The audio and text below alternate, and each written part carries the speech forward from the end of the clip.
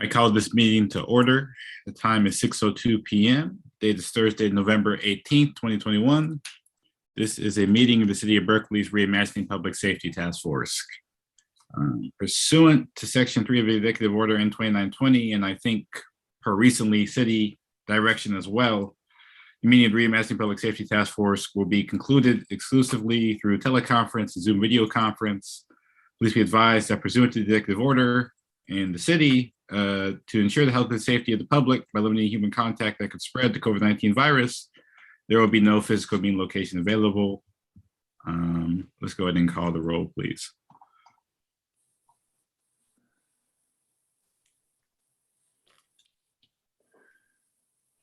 Commissioner Fine. Present. Commissioner Jigu. Here. Vice Chair Chima. Here. Commissioner Crook.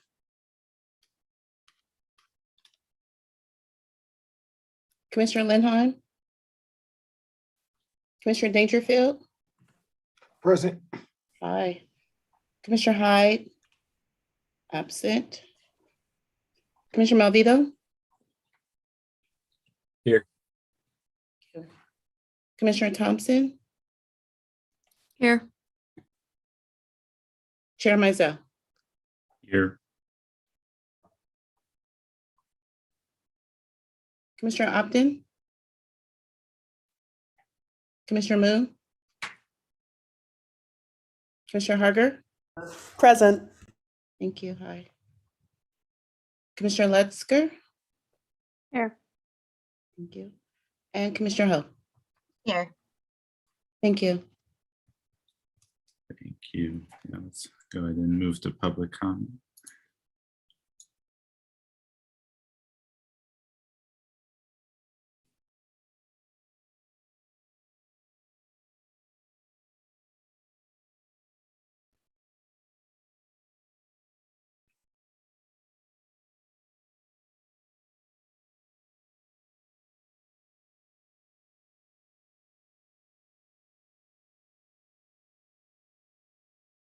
Sorry, folks, I was having technical issues. 1 second. So public comment, the first public comment is from Mary Lee Smith. You should be allowed to speak. Hi, can you hear me? Yes, thank you. Great, thank you. My name is Mary Lee Smith. I'm a longtime Berkeley resident. I am also a racial justice advocate, work as a part of showing up for racial justice, also work with other organizations throughout the Bay Area for social justice. And I've taken a really close look at the report and had a couple things I wanted to highlight. Two preliminaries would be first, community stakeholders and how they need to be engaged now and ongoing. I don't think the public surveys and sort of, listening posts or whatever were sufficient. People need to buy into this system. Otherwise, it's just another system that is being superimposed upon them. I also think this will help with healing in the community, which wasn't really addressed. The second preliminary is that I think we're going to need a local government agency to oversee this. This isn't just going to happen by itself. We're going to have CBOs. This is the first time they're doing things like this. Just a lot of different parts, moving parts, and we need some way to implement it. And then I guess more specific, I think that CERN should be totally separate from the police. We're setting them up for failure if they show up with the police, because then they are just a branch of the police. And that's the whole point here. We don't want them to be seen that way. And so we need to figure out how to make them separate. And finally, I really don't believe we should be investing in any type of police academy at all. That just seems to run counter to all of this. I think this is a perfect opportunity for Berkeley to be a role model. We could set up like our very own academy for community responders. I mean, we would be bringing in people from around the country to teach them how it could be done. Now that is worth investing in, but another police academy, not so much. So thank you for hearing my comments, really appreciate it. And we hope to see the results turn out quite nicely.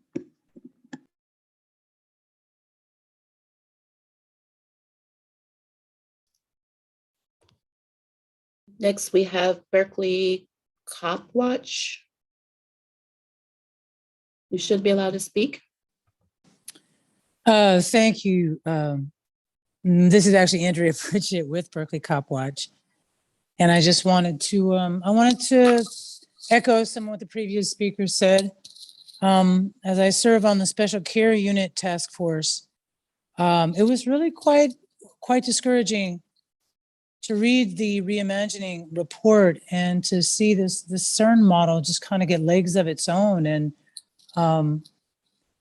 to see it in competition with the SCU is concerning. You know, the CERN is based on, you know, a whole different nomenclature of penal codes and how and seen through a police lens. The Special Care Unit is attending to this whole other way of viewing calls, which is through the lens of care. And it seems like such a nightmare for dispatch to try to, you know, navigate its way, like how to deploy, how to dispatch anyone to attend to an incident in which maybe somebody stole a candy bar and is talking to themselves. You know, who's gonna show up? So I'm really concerned that these two entities are in competition. I'm also very concerned that this notion that you're going to have CERN leading the response to some calls, followed by the police, or the police leading with CERN in tow. And I really beg you to look at why the mobile crisis team is not really being utilized widely in the city of Berkeley. That folks such as myself, and I'm not as suspicious as others, I cannot in good conscience call a 911 in a mental health crisis if I think that police are going to come. It's irresponsible for me to do that. And I think there's a widespread perception in our community that police are a negative response in a mental health crisis. And so if that perception, if that reputation ripples out throughout the community, this whole project is doomed. So be brave, and unfortunately, you're going to have to go back to square one, I fear. Thank you for your time. Thanks for hearing me.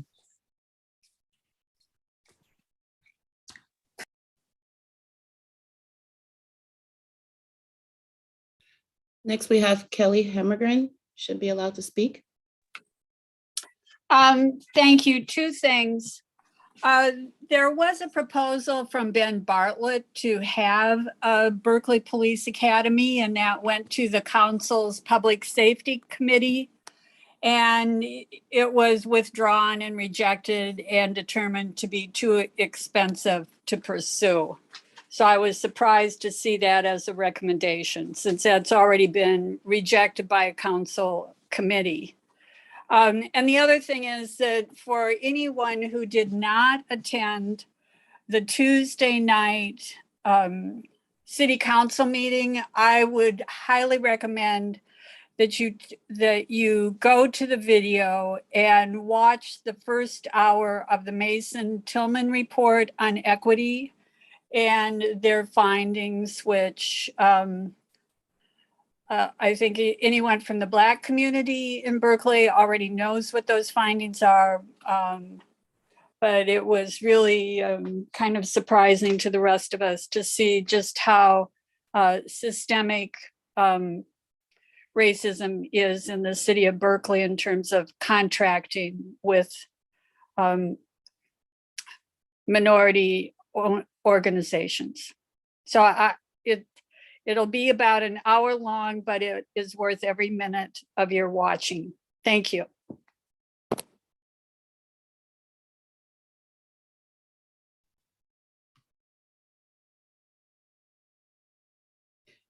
Next public comment is from Audrey. Should be able to speak now. Hi, thank you. And thanks for allowing me the opportunity to talk. Sorry, as I mumble. I just want to ask that you please keep police out of the Reimagining public safety plan, just because like the city hasn't even dealt with the racism in the policing. And I don't know if you all heard the report on October 19th by the Berkeley Police Department at the city council meeting, where they said they were at like 43.7% of excessive force was used on the Black population. And then the city auditor's report that noted their racial profiling of the Black and Brown community, that it's gotten worse. So I just beg you to please keep police out of the reimagining part. And please definitely don't launch a new police academy. Thank you so much for your time.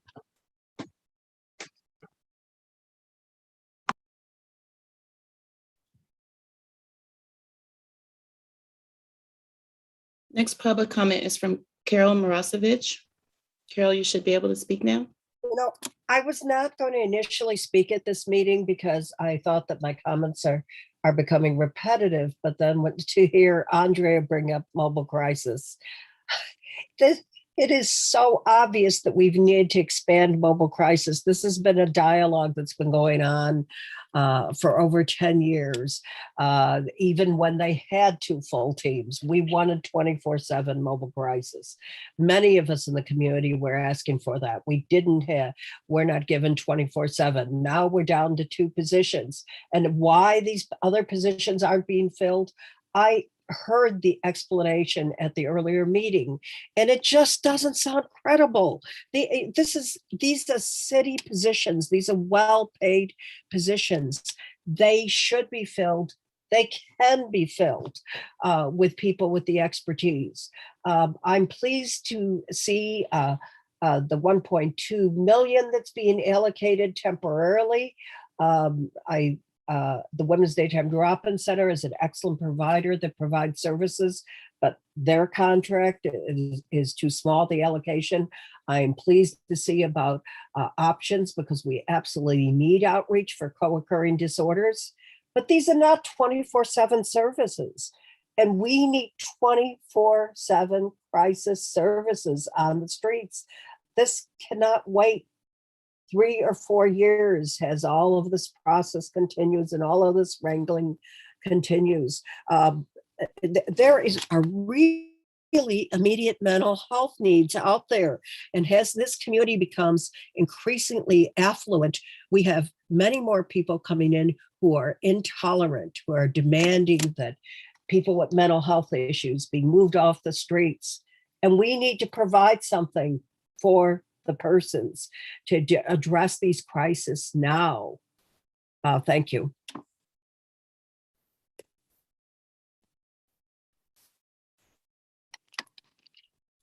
Next public comment is from Emily Raguso. Hi, I was just, I am sorry if this is repetitive because I just joined, I believe, when Audrey was speaking. And this is just a process question, and it may have been addressed already, so I'm sorry. I was just personally, as someone trying to follow all the police reform efforts, I was really surprised last week to try to tune into the first town hall and get link is invalid. And there was not really any information anywhere about what happened to the town halls, or there was a note on the Reimagining page that said everything is off until January 2022, which wasn't quite accurate. And I know the city fixed that, but I think this is a really busy month for everyone. I just don't know. And I'm hoping maybe tonight some light will be shed on what happened. Why was all of this? There was no communication that I saw, no email or memo from anyone about why the schedule was changed. And I just think that would have been helpful for folks. Maybe I missed it and I'm sorry if I did. But I'm just hoping there can be some clarity around that. And thank you everybody for all of your work. And also want to wish everyone a happy, a good holiday next week. Thank you.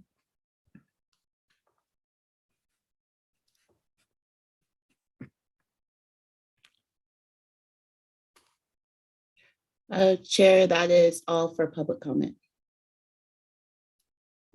Thank you. Yeah, before we approve of the minutes, I'll address that last question. So to the best of my knowledge and staff, please jump in if I'm incorrect here. There had originally been concerns, over the timeline about, ultimately getting feedback back on the report from the task force and of course from the public in those sessions. Once the draft report finally came out, there are more conversations around, timing and, making sure we see more in the report before we go to the whole public.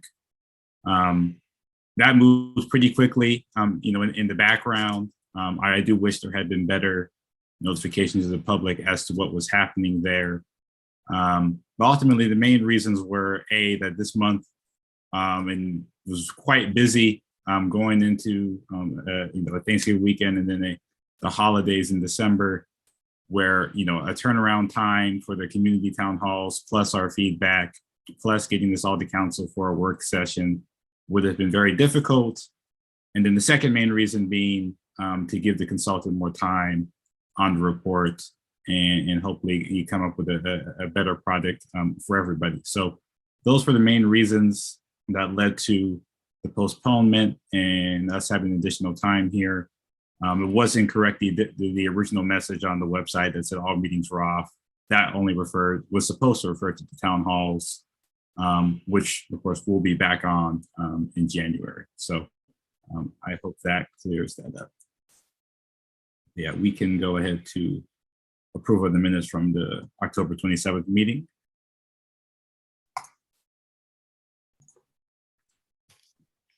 So moved.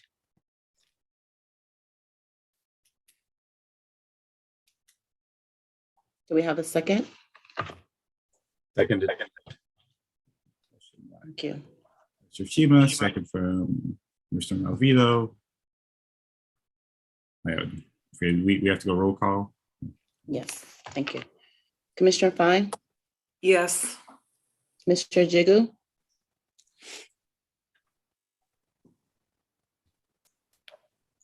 Vice Chair Chima, Yes. Commissioner Crook, Commissioner Lindheim, Commissioner Ghosh, Commissioner Dangerfield, Yes. Commissioner Hyde, Commissioner Malvito, Yes. Commissioner Thompson, Yes. Chair Mizell, Yes. Commissioner Optin, Yes. Commissioner Moon, Commissioner Harger, Yes. Commissioner Lutzker, Yes. Commissioner Ho. Yes. Thank you. So moved. Thank you. Okay, moving to our first action item, would be the status update on the community meeting schedule and final report from Nick Jr. Cheryl, will you be leading this, or how would you best like to start this conversation? Or yeah, I think just on the community meetings updates, I think we need to reconvene with the city on exactly when those will happen in January. I think that we need to have some dates coordinated with the city when we can do those in January. And then with respect to an update on the report, the changes that are being included, we've had some conversations with the city and the mayor's office and have had a request for adding the timeline for implementation and recommendations, budget and staffing implications on BPD when tiered dispatch and CERN would be fully implemented, if that's something that is desired. And then the city has asked us to remove the BPD history of challenges section. So those are the updates that are coming, and those will be submitted next Tuesday. okay, and when you say submitted, will that be to the city, or will we see that on Tuesday? That was, so like all of the reports, we submit them to the city and the city distributes them to the task force. Okay. Thank you. Commissioner Harder? I'd like to clarify, you said the city is requesting that you remove the section that that tracks BPD's history of police misconduct? Yeah. Can we know who requested this? I don't. I just know that it was requested that we remove it, so it won't be in the next version of the report. Yeah, I'll acknowledge, I know there was, some concerns, and I truly am not fully privy to what the concerns were over the accuracy of that section. Though certainly I don't think that would preclude us from keeping 90% of the section, but thanks, sure. I know you're just giving us the update there. Commissioner Malvito. Yeah, I guess I had some similar questions, like, the reasoning, like, behind it. Like, I guess we recognize that it's important to track this kind of information or have this kind of information outlined as a part of the report. But the accuracy or the language, was that the issue that was brought up, or do we know? Yeah, I think there were some questions about the accuracy. Okay, great, thank you. Commissioner Fine. So is there going to be a section regarding the history of challenges? I can find out for you if it's going. I believe that the section is going to be removed. I don't think that it's going to be adjusted. I'd even make a motion to recommend that the final report contain a section on the history of police in the city of Berkeley, and that it focus on, for one, the 2 studies by the Center of Policing Equity that show the disparities between different populations and how people have been, or groups have been, policed or over-policed, and how there's been police misconduct. I mean, the whole purpose of this, the whole reason why it happened to have Reimagining is because of police mistreatment, if not violence or death, with particular populations, particularly the Black population and Latinx, AAPI. I don't see how you can put that to the side and have a basis for reimagining. Margaret, if you want to put that in a motion, I'd be happy to second it. Okay, I would move to for the final report by the National Institute. Just one more, Commissioner Fine. I don't believe that's a motion we could bring for this item today. I do agree there needs to be history of BPD in the report. And at our December 2nd meeting, if that conversation has happened and there's a decision that's been made to actually fully remove it, we can 100%. I don't agree with Nathan. This is germane to the topic on the agenda of updates regarding the report. And one of the updates is to remove a section. Therefore, it is perfectly relevant and important that I can move to include that section on the BPD history, including the Center for Policing Equity studies and other relevant information. As long as it's germane to what's on that agenda, a motion can go out forth, and then Boona seconded it. And, I would ask city staff if that's accurate, given it was an update item. I don't, again, disagree at all with the premise that there should be a history of BPD policing in the report. In fact, I asked for a whole history of policing because that really broadens the discussion. If I'm wrong, I'm happy for the motion to go forward. But Ms. Cole, if we can check on whether we can do that tonight, I'd appreciate it. But we can definitely hold on the table, and if it's all good, we can have a vote. Commissioner, I believe it was, Commissioner Harder. Yeah, if that motion is in order, very much so in favor of it. If we have to table it till next meeting, so be it, still in favor of it. I don't know if they are listening, but if they are listening, if you are the city staff that is requesting that we remove BPD's history of misconduct from a report about reimagining public safety in the city of Berkeley, I'd love to hear the reasoning, would really appreciate to hear the reasoning, because as has been stated by other commissioners, that is literally the reason we are here. We are here, A, because of a national crisis based on the inherent history of policing that Chair Mizell just spoke to. We're also here because the city is categorically racist in its policing. It's categorically unjust in its policing. It's categorically violent in its policing. So if we can't hear from NICJR, who is telling them that they should take that out of the report, I think that whoever is telling them that should come and explain their reasoning, because that's a pretty bold statement. Commissioner Hopton. We certainly can't order Nick Jr. to put something in or leave something out of the report, but we most certainly do have the power and I think obligation to express our views on the matter. And if someone in city staff would prefer that we not deal with this, they're entitled to their opinion, but they are not entitled to tell this commission what to do.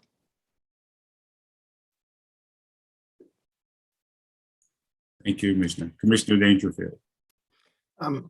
I suggest that any attempt to remove the historical context of the struggle is it's America doing America all over again. I refuse to sit as a part of anybody that would sanction the removal of history from a contextual conversation about the brutality of police in America. Any such public official needs to stand up, have their name next to that attempt, and as Commissioner Harger put it, come before us and show us that logic. Otherwise, there's another option. You wait until the community engagement piece happens in January, and you ask the citizenry how they feel about having their history stripped away from this conversation. I think the electorate would be energized around this question. Oh, you're going to take out everything that explains why the rest of the report is even extant? That makes no sense whatsoever. Not only is it objectionable, I want to go on the record, it's offensive. Thank you, Commissioner. Yes, Ms. Cole. Chair Mizell and fellow commissioners, we can actually place that on the agenda for discussion for the next meeting. The purpose of this was just to provide an update to the community meetings and the timeline, not the contents of the report, but we can certainly agendize that for the December 2nd meeting if you want. And you can discuss that more on next steps if you like as to what that might look like and what that discussion might look like. Yes, we can explicitly agendize that. Though in next steps, I don't want to get too far off the item. I was going to discuss about us really breaking down the whole report, going through the recommendations, and really voicing through a vote our thoughts. Well, first, obviously speaking to each other, but then through a vote, our thoughts on the report and what should and should not be recommended, what should and shouldn't be in there, to the extent, obviously, that we have a place in that process. So, Ms. Belancher, do you have something? Yeah, I was just going to say, Chair Mizell, just for clarification, the city staff has only asked that the report on the historical part of BPD be reflected accurately, and that Nick Jr. spend some time with the city attorney's office to actually get the facts around some of the history that is being reflected so that it is factual. That is the request. And so we can move forward in that respect. But I do think, as our secretary has already stated, we should table this item, bring it back up at the December 2nd meeting, and then we can decide then on how we will proceed. Thank you. Thank you. And again, I want very clear, I have no intention of stymieing a motion to do and send such a message. I would hope my history would buy me that much faith. But with the issues around the Brown Act, we're better off having it agendized than under a section that just says a status update, because we didn't say we're reviewing the report. We didn't say we're considering the findings. I know these are low legal technicalities. I'm not the expert. But to me, that's the concern here. And certainly we can get the task force more information about the exact position of the city on that. But certainly I'm of the opinion there has to be a section on BPD history in this report. That is obvious, contextualizes the entire report. There should be more history about policing in general and its larger problems in the report. And, yeah, if that's a matter of just legality, checking with the city attorney, that shouldn't be a big issue. And I'd also just point Nick Jr. to quite a few reports have come out of the PRC. One in particular I can send y'all from 2017, which I know has been approved through the city, which has, narratives that were pretty damn sure happened and are pretty damn accurate. So I'm happy to do that as well and help with that section in that sense. Oh, thank you. That'd be great. Yeah, Commissioner Opton.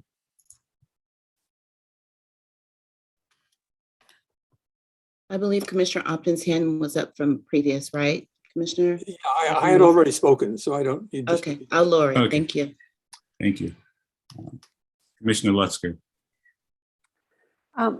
Thanks to everybody for all of your comments before. I completely concur, and just I'm wondering, speaking to Commissioner Harger's specific request, if we are going to agendize this for the next meeting, I would request that the city staff member or members who specifically have an issue with this, and I will just say that Ms. Bello, what you said is in direct conflict with what Cheryl told us about the entire thing being asked to be removed. So I think there's a lot of explanation that needs to happen, and that whoever it was coming from directly, please come to the next meeting to explain exactly what the request is, why the request was given, and the details of it. So if we are agendizing it for the next meeting, I would request that the city bring those folks forward to speak to us. Commissioner Ho. Thank you, Chair. My comment is similar to Commissioner Lutzker's. I would ask actually that we be given the reasons in writing ahead of time, because they clearly have already reviewed it and already understand what their objections are to it. That way we have more information going into that meeting. Because it's only 2 weeks away, I imagine there's not going to be time for Nick Jr. to sit down with the city attorney and come up with a proposed solution. But it would be nice to know in writing exactly what the objections are to the way it's drafted. Thank you. Commissioner Fine. Yeah, I have to say, facts and sitting down with the city attorney raises questions for me. And I'm a lawyer. I know there are other lawyers here, but the city attorney represents the city of Berkeley and the Berkeley Police Department and is there to defend the governmental structure, where in some instances, I'll say like Kayla Moore, those claims in the case challenge that structure. I mean, all of this is about maybe structural racism and other kinds of challenges to the system. And that legal structure is the apparatus that's holding it in place. So I'm not sure like what we consider facts here are really the facts per se. I just hope that at the end of the day, we're able to have a section in there that's reflective of what people have experienced as far as stigma and discrimination and disparities resulting from policing in this city. So I just think that we have to unravel this, and it's just not a discussion with a city attorney about litigated facts.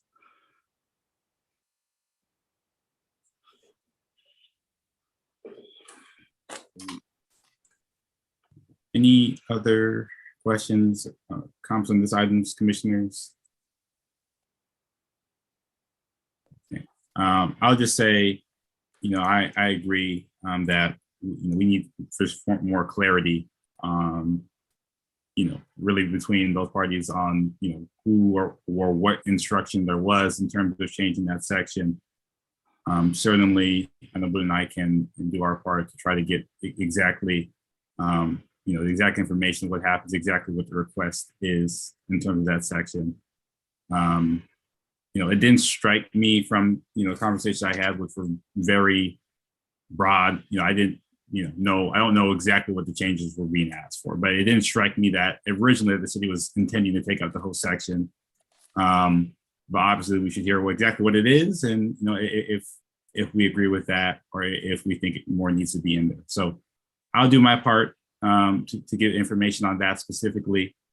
And really the entire report on our next meeting will be on the agenda to be discussed and to be voted on. So, there won't be any Brown Act issue. The whole report will be on there, open for discussion, open for votes.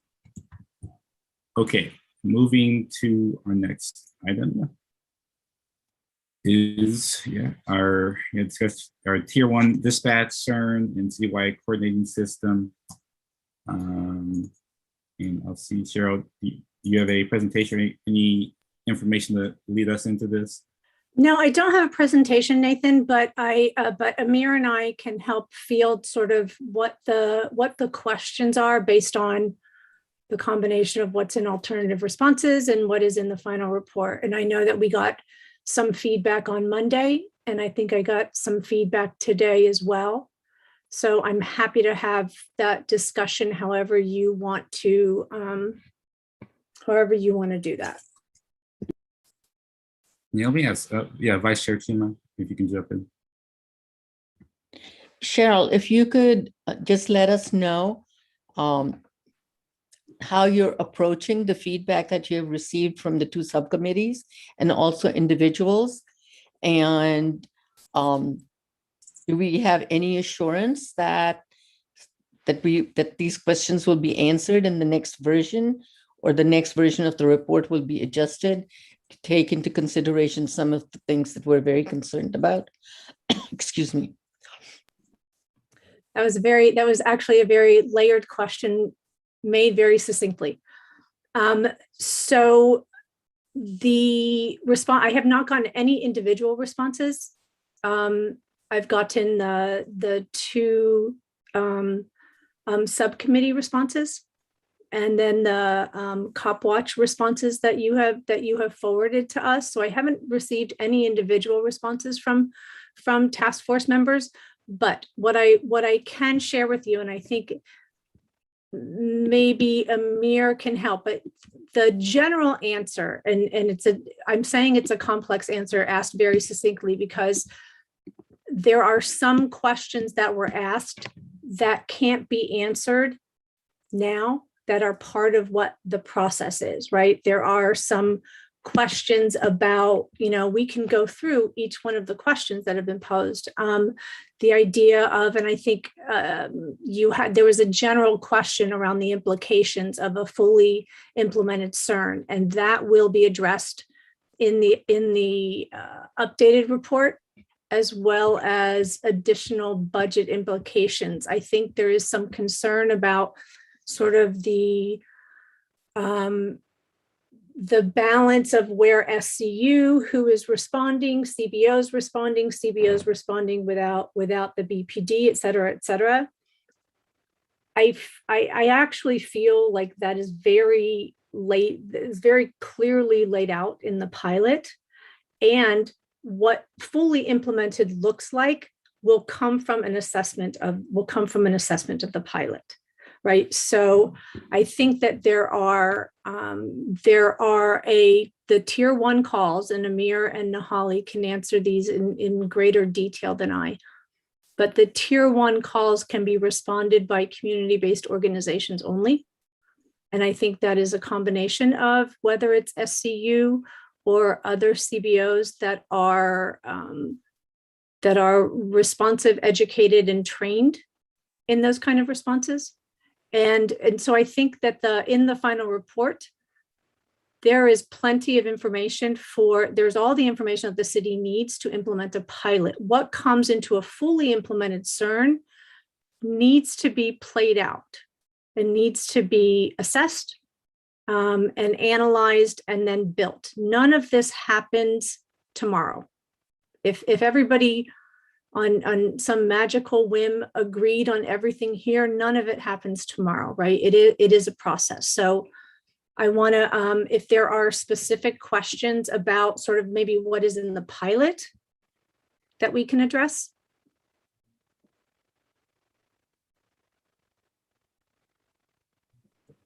Vice Chair, do you say something? No, I didn't have specific questions around the pilot. And I do understand that if we're going to go the direction of doing a pilot, that pilot will, give us data, will give us all kinds of information on which the full CERN, if the city decides to go in that direction, that it will happen at that point. So you answered my questions. Commissioner Ho. Thanks, Chair Mizell. I actually had a question more about the process for December and January. I think I heard you just say that December 2nd, we're going to be voting on, I guess the components of the Nick Jr. report. How does that work though? Because we're not going to have any feedback from the community yet. So are we going to take that into account, that maybe there are some that we don't consider because we want the community's input? I'm just not clear on what happens December 2nd, if you don't mind explaining. Sorry, it's late. It's been a long week. Oh, no, I think that's a good question. And admittedly, it's definitely changed in shape since we'll now be waiting longer for the community engagement section. I would say, that gives us an opportunity on the 2nd as a task force to speak really for ourselves. And of course, you'd hope that's also through community of, changes we want to see in the report. To the extent that will be changed between December 2nd and the first community meeting, I'm not fully sure at this very moment, but I do think there'll be changes to the report between that December 2nd vote and when it gets to community in January.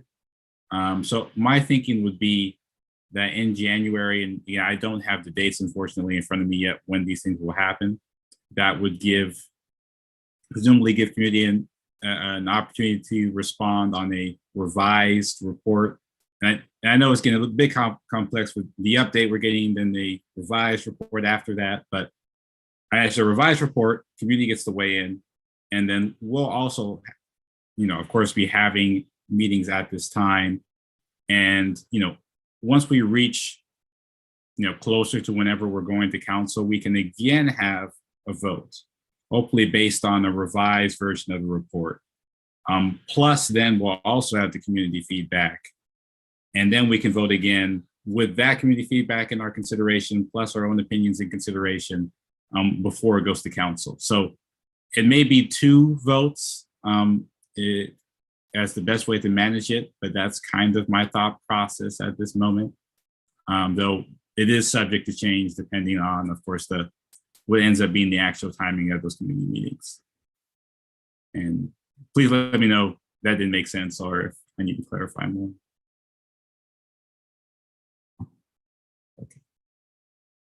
Okay, Commissioner Fine.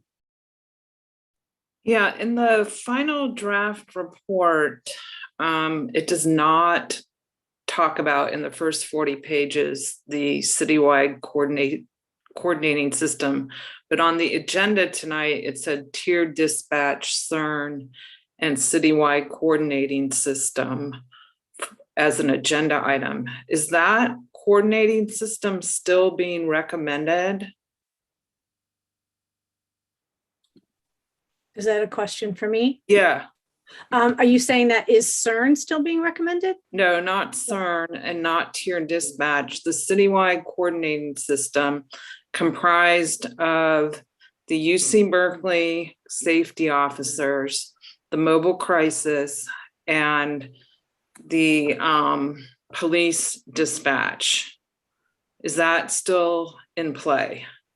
It was taken out of the new piece that was written that constitutes the first 40 pages of the report.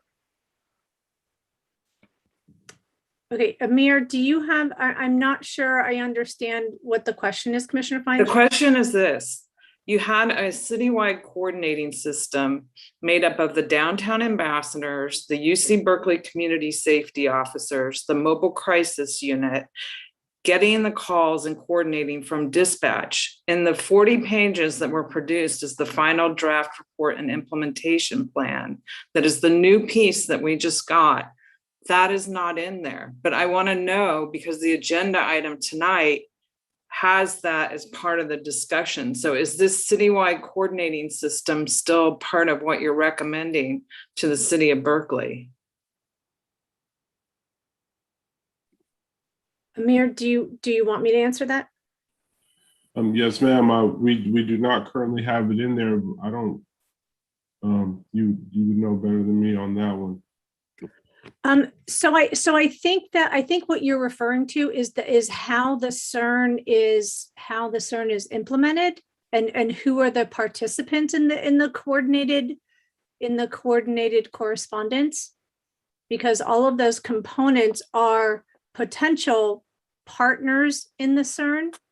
Right. No, you have a slide. I can pull it up if you want, because I have it from your PowerPoint presentations that shows this coordinating system. Okay, I'm happy to take a look at it, but I don't know that it is in the current CERN model, because the current CERN model is a coordination of potential CBO partners that we can't determine, and SCU and BerkDOT. Okay, so at this time, the Downtown Business Association is not part of the coordinating system? It's not that it's not. The Downtown Business Association is part of what could potentially be a part of it, but that is not something that we can determine, because it has to be RFP'd, it has to be assessed by the city, it has to be, so anything outside of a city agency has to be RFP'd out. Yeah, I understand that, but what I'm asking you is, in the past, you have recommended that it be set up with this coordinating system. Are you still recommending this system? I don't have it in the final report, so I would say no, but I'm not specifically certain. If you saw it in the final report, then I can address it, but I'm not exactly sure, and I apologize, but I'm not exactly sure specifically what you're asking, because the CERN coordination system is laid out between alternative responses and the pilot is laid out in the final report. And I don't think that there is that specific coordination. I think the downtown ambassadors and the DBA can be a part of the community-based responses to it. Okay.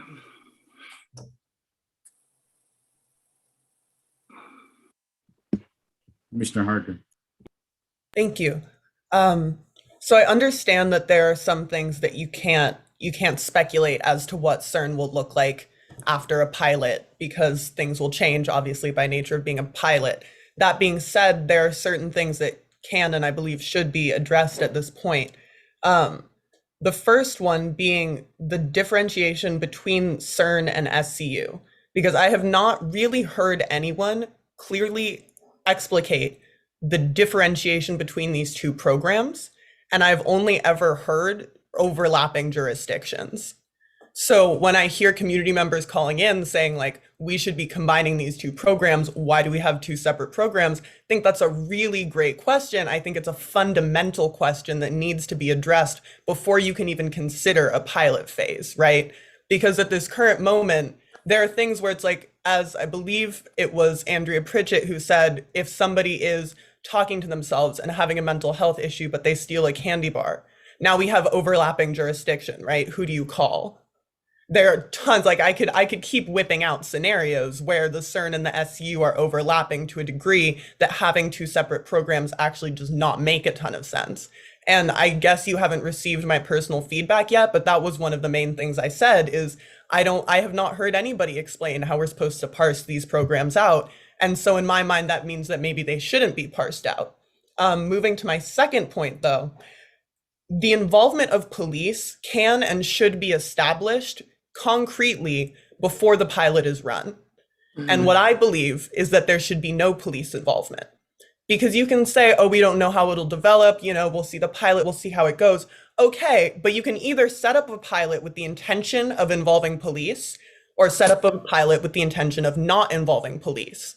And as the model currently stands, if the pilot works well at tier 1, it appears in the way that I've interpreted it, you will move up to tier 2, tier 3, tier 4, and that inevitably means there will be cooperation and involvement with police.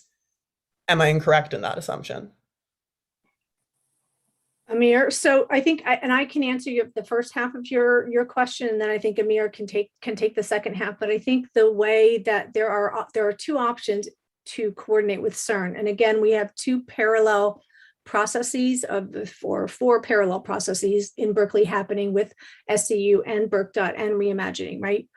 And so the SCU can become a division of the CERN and respond to specified calls that the same way that the dispatchers identify calls now, they would identify calls that would go to SCU, right? So they can either become part of CERN or they become a separate third dispatch option.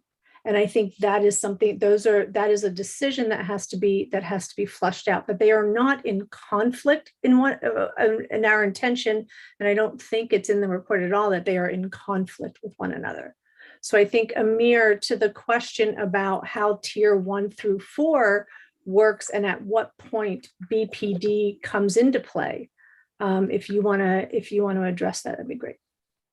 Yes, Mr. Chair and Commissioner Harger, you point out one of the key nuances in trying to identify call types. So when a dispatcher gets a call that someone stole a candy bar, but the underlying reason is because of behavioral health or mental health or something to that effect, the call taker is not going to know that. The manager of the store who basically is reporting the person is not going to know that. So the call is not going to come in as that. So with tier 1, you're correct. All tier 1 calls, the idea is no police involvement. But for example, when you have a domestic violence call, which is a tier 4 call, which is in a lot of cases a mandatory arrest, especially when there's signs of harm, we recommend a tier 4. We're not going to send a CERN person there. But when you look at our analysis that moves calls from tiers to tiers because of all the nuances within call types, we're recommending a tier 3. You still have the officer because they have to make the arrest, but what you have the CERN there for is for the victims, family members, and others who generally need services, supports to be dealt with. So unfortunately, in some instances where mandatory arrest is, or they're serving warrants where only officers or violent call types, you're going to need officers there for certain legal reasons, but also we're recommending like tier 3 that there's also a CERN responder there to address all the other needs associated with the call. So it will be unlikely that we can remove police from every level of call type. That's one of the reasons. So I don't know if that answers your question about, the CERN tier types or why we can't have complete police completely removed from it. But in the pilot phase, we're definitely hoping that there is no police response. Once you get to the 2s, it's kind of like the CERN person is there and they realize, okay, we don't need an officer. Well, the officer could go about their business and do whatever they have to do. But then in some cases, like BPD outlines in some of their examples, you never know when you're going to need an officer. So they have one there present just in case. But also in the tier 1, nothing is precluding a CERN responder, whoever it may be, from radioing for police assistance if they need it. So that's kind of how I just want you to keep in mind, tier 1 and 2, yes, I understand the officers there, but they're free to leave, and that's the hope. Because part of the pilot phase is assessing how often a police is requested when they're not initially there versus when they're initially there and they're not needed. That's like where we can really try to figure out, the need for police or lack thereof. Okay, so I understand the intentioned structure of the CERN system. I read the report. I appreciate you re-explaining it, but I do understand that as I did read the report. My concern is that what I'm hearing is CERN is just turning into an arm of the police. Because if you are having CERN co-responding with police, if 3 of the 4 tiers involve co-response from police and CERN, CERN is essentially just an arm of the police department, right? So we are trying to create something where we can have a non-police response. We're trying to shrink the footprint of policing.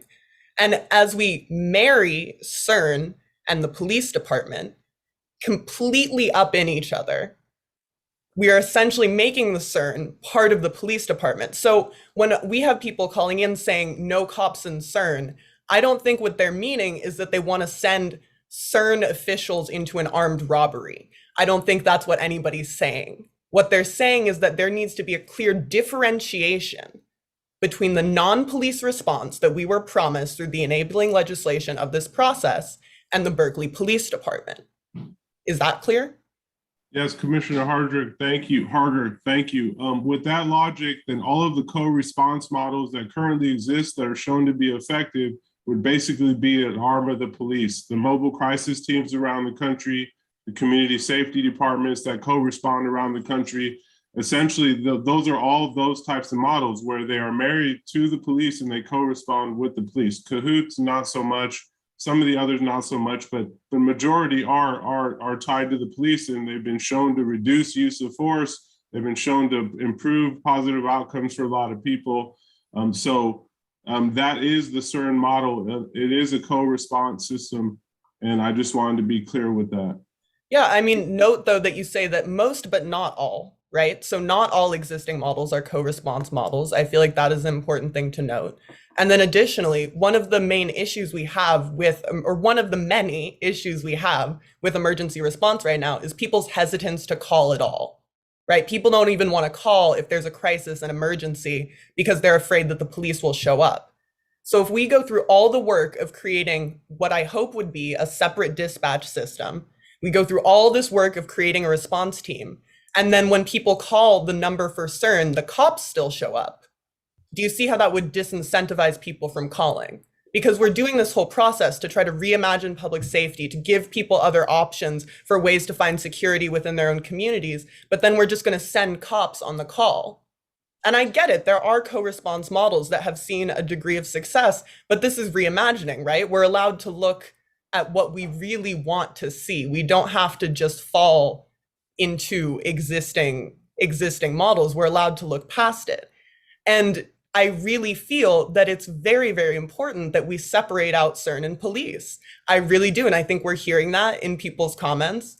And I think that this fundamental issue of people not wanting to call because they do not want the police to come, that's one of the fundamental problems in our emergency response system right now. And as long as cops are showing up to CERN calls, that's going to continue to be an issue. And I appreciate that, because I think I agree with you that you're headed in the right direction. I think we also have to be aware that, again, that cannot happen on day one. So we can look toward that model. And I actually think that the pilot model, an assessment of the pilot model, may determine that tier 1 and tier 2 can be completely responded without police response. But I think that in the reimagining process, we have to realize that it is a process. So I don't disagree with you that the ultimate goal is to, but I would say that there are steps to take to get there. And so if you have, because we are a culture that is conditioned to call 911 for everything, right? My trash can is missing and I'm calling 911. Like, we call 911 for everything. So all of this shift is going to take time. I don't disagree of the ultimate goal with you. And I would invite you to stay on that goal and look at what are the steps that we need to get there, right? Because I think that an assessment of a pilot model may offer exactly what you're saying, but you want to be careful to balance out the process and balance out moving towards something that can be sustainable, because we've been doing this system for 245 years. It is going to take longer than the 10 months that we've been together to shift that system. So I totally agree with you. And I think that there is a process to get there.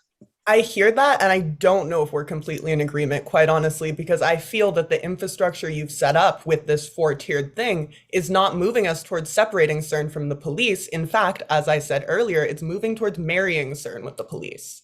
So I actually don't know if we're on the same page with that. But CERN can actually be a totally different number. That is not out of the question. Right, CERN can be a different number, but in your current model with the four Mhm. tiers, we are moving, and I will step back because I know I've been speaking a lot and I see other hands, but I want to make clear that I don't think that we are on the same page, because I am directly saying that I think that your four-tier model marries CERN with the police in a way that's going to detract from people's ability to call them and feel comfortable calling them for non-police response.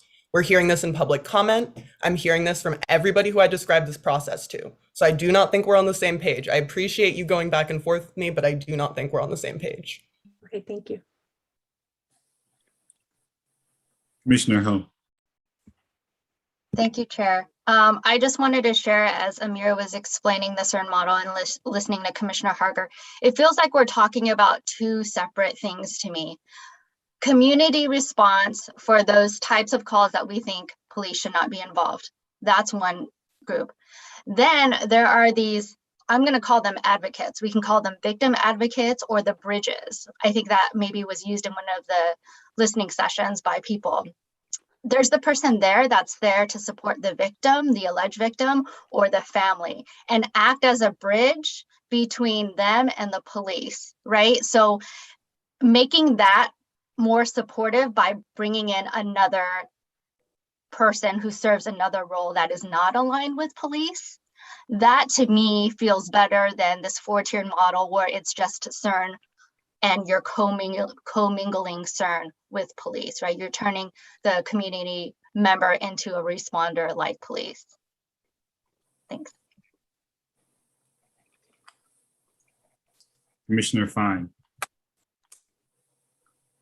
Yeah, I'm glad, Amir, that you confirmed that fundamentally at the end of the day, it is a co-responder model. And the SCU is not. It's intended not only as a non-police crisis response model, it's not cahoots. It's not designed to rely on the police dispatch system. And I anticipate there will be a recommendation for a separate line. And I do that based upon the scholarship and research out there, in fact, your own. I think it's an equity issue. I think the Citywide survey was very clear in the finding that the Black community is extremely reluctant to call a 911 in mental health and substance use crises compared with other groups. And I really think that if you were doing justice to the CERN, you would apply that kind of direct community engagement feedback to the recommendations made by the National Institute. And there's also scholarship out there that has the same kind of equity built into the operations, that people want to call a number that's not 911 because they're afraid of getting a police response. And this bringing up a separate line that's not in the report tonight, I mean, that's why I fundamentally believe it's a co-responding model. Now, if you're going to do that, it looks quite different to me. And that needs to be presented as a centerpiece of the CERN model, because it really changes the complexion of what this looks like.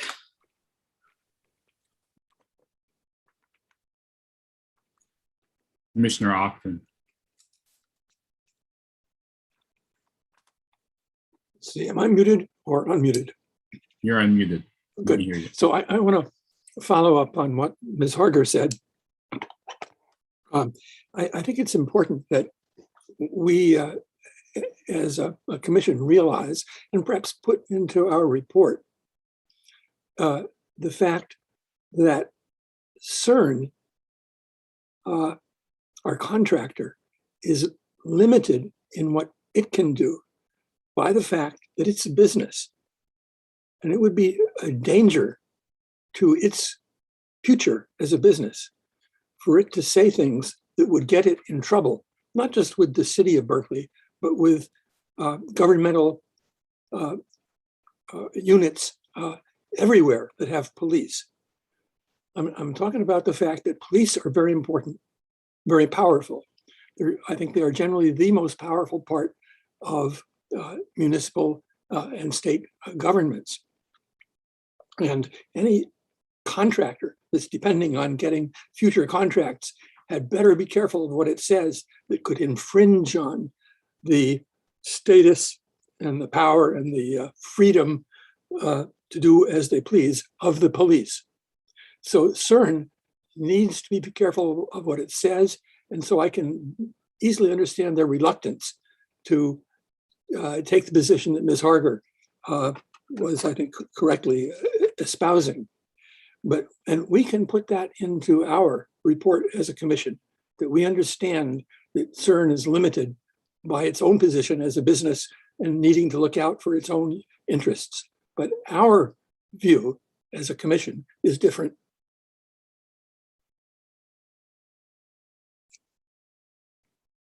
Thank you. Commissioner Harger. Thank you. I want to underscore what Commissioner Ho said, because I think she really hit the nail on the head here. There's a big difference between a victim's advocate and what we are looking at with CERN, and the training is and should be different.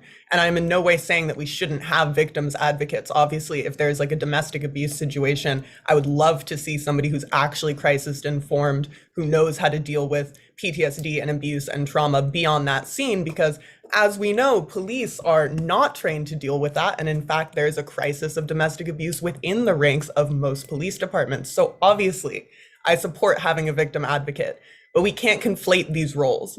And in trying to make CERN do everything, we're once again falling into the trap of you call 911 for everything. That's the problem we have right now. That's what's going to happen with CERN, right? It's going to be the same thing. Thank you. Vice Chair. I think a lot of this discussion is stemming from that CERN is not very well described or explained. It doesn't really say, while in the 4 circles, it says at which point, when the police is not needed, when it might be needed and standby. I think all that needs to be clarified. Another concern that I have is that that I've always seen SCU as a response model and not as a dispatch. It can have a separate number, but then when you get to number 2, I also always thought that SCU was going to be a response to the entire city's issues that are not related to crime or where the police is not needed. But if we're narrowing that to just calls from people having mental health issues or substance use, then I think we need to look at who will pick up all the rest of the calls that will be coming in. So I think we need to really describe all this better, lay it out better. I also sometimes get confused between CERN staff. Are we talking about certain staff that will be referred to as CERN staff, or are CERN staff the new dispatchers? So someone needs to clarify some of these things so that we can all try to at least know what we're talking about when we're talking. Because if CERN is the next dispatch model, then of course it's very much tied into the police as it's described now.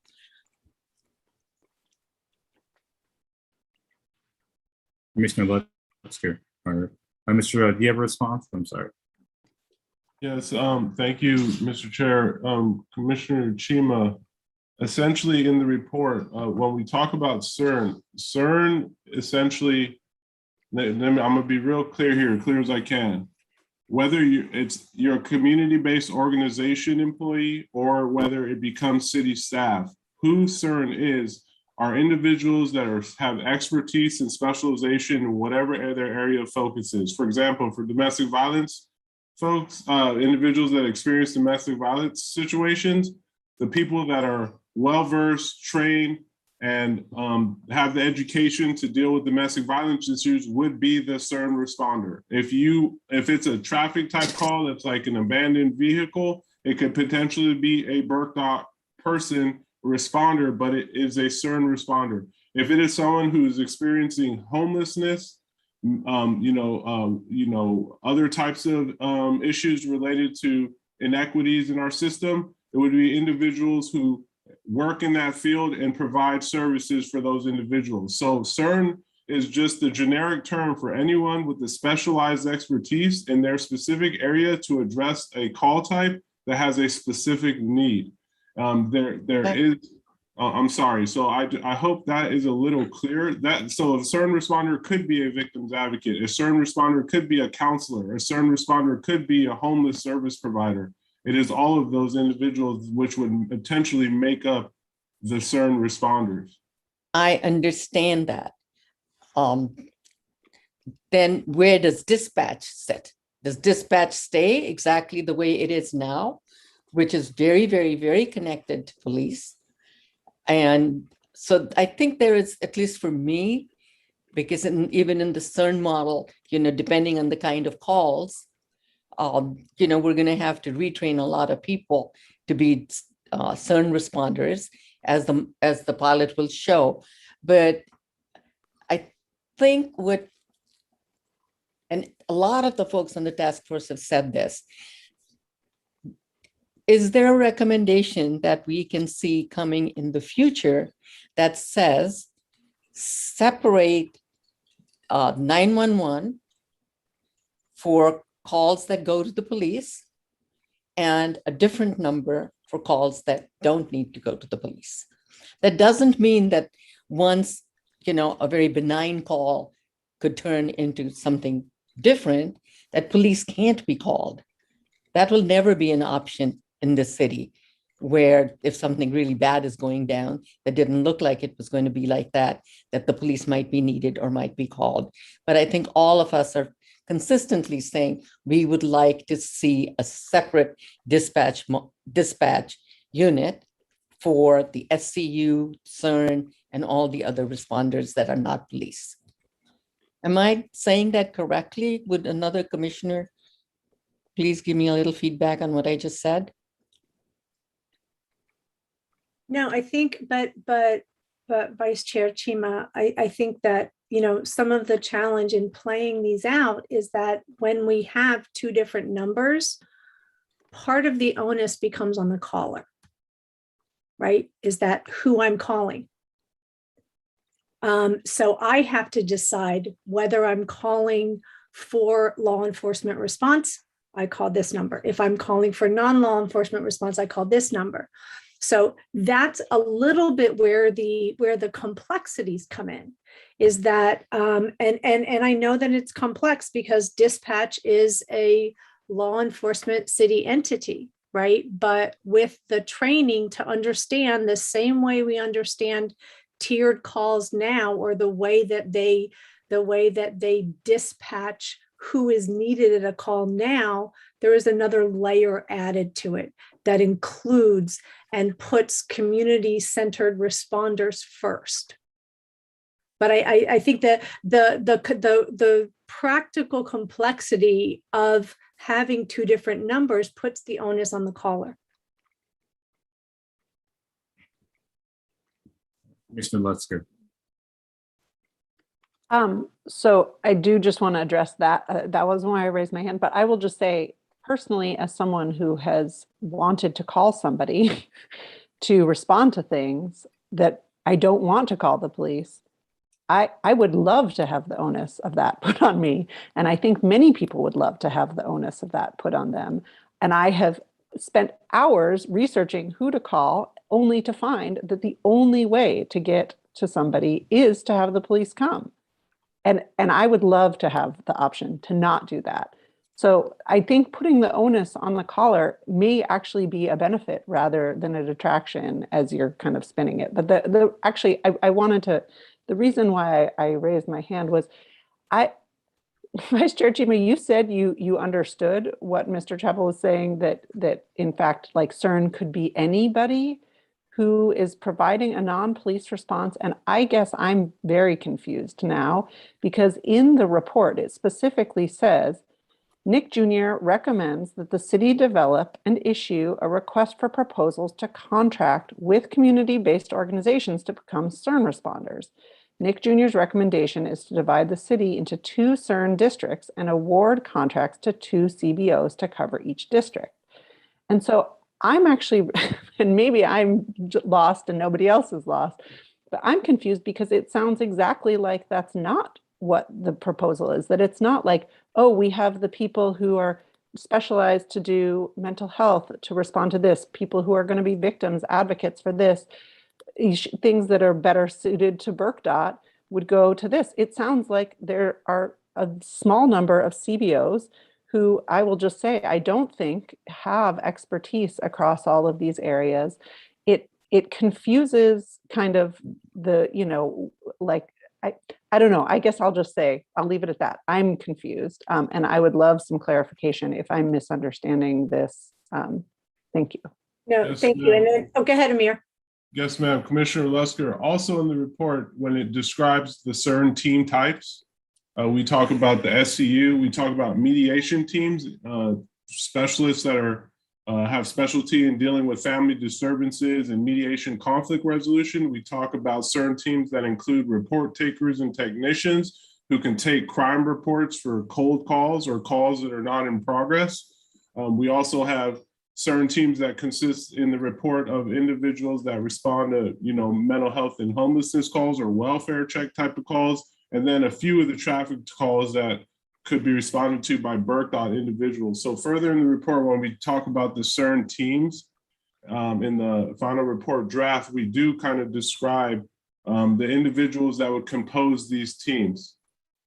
But I guess I'm confused. Are you assuming that CBOs would go out, and CBOs who may not have expertise across all of these areas, which I'm very sure none of them currently do, that they go out and hire and manage people with expertise in all of these areas, just 2 CBOs? Thank you, Commissioner Lusker. Also in the report, we recommend that the city conduct a landscape analysis, which is a detailed analysis of the services that CBOs in the city currently provide, to be able to determine what capacity the city has to be able to provide which services, which is also why, there's recommendations in there that talk about them being city staff as well. So that landscape analysis is what would tell us in detail what services the city has the ability to support and what it does not currently.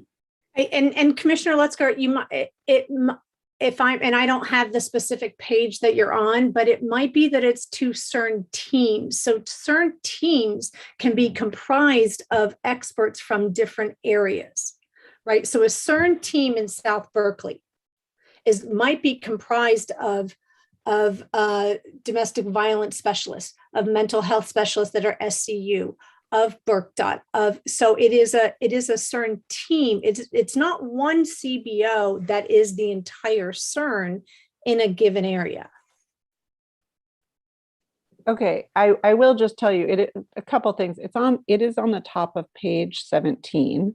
Okay. And it does say that there would be 2 districts, and then each district would get 2 CBOs. So that's 4 CBOs total, if I'm understanding the math, right? So just 4. And then also, I guess I would just ask, and so that's a small number of CBOs. And then it goes on to talk about the teams, but then I guess I'm just not understanding how, I don't know, I'm still confused about that. But also about the landscape analysis, I actually have to say I missed that, because I think that that's something that our subcommittee talked about, was that there wasn't kind of a comprehensive look and review at what all of the CBOs kind of like a request to do. Can you point that to me? Because maybe I missed that as well. Commissioner Lester, that's a recommendation we're making that the city embark upon. But I'm wondering if you can point me to in the report to where that recommendation is. I just searched for landscape analysis and didn't find it. So I don't know if it's under something different. I'd just love to look and understand a little bit more about that. Yes, ma'am. That's in the parts that are still being worked on regarding the BPD staffing, budget implications, and other components, what it would look like if there was a reduction in patrol division budget and other components that you currently, I'm not sure if you have. Okay, so that's in a revision, not in something we have. Because I do think maybe part of it is that you all are working on revisions that have been requested by the city and we're not privy to those. So it's a little bit. Well, the public and the subcommittees from this group and potentially whomever else we receive feedback from as well. Commissioner Fine. Commissioner Lusker, do you have something? Well, I was just going to say, I'm still confused about the 4 CBOs covering everything. That's still, because I do think, yeah, Cheryl, you talked about teams, but I mean, it still does call for just 2 in each of 2 districts. So,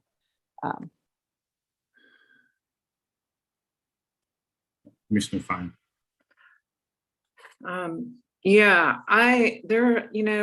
For me, what is not stated is more of a problem than what is. And at this point, as far as tier 1 and not having police involved, I think there needs to be some level of criteria that shows at least when there's a non-police response, if that's what we're driving for. But the other thing that comes to mind too, in Appendix A of the final draft report, you talk about the community intervention specialist position overview.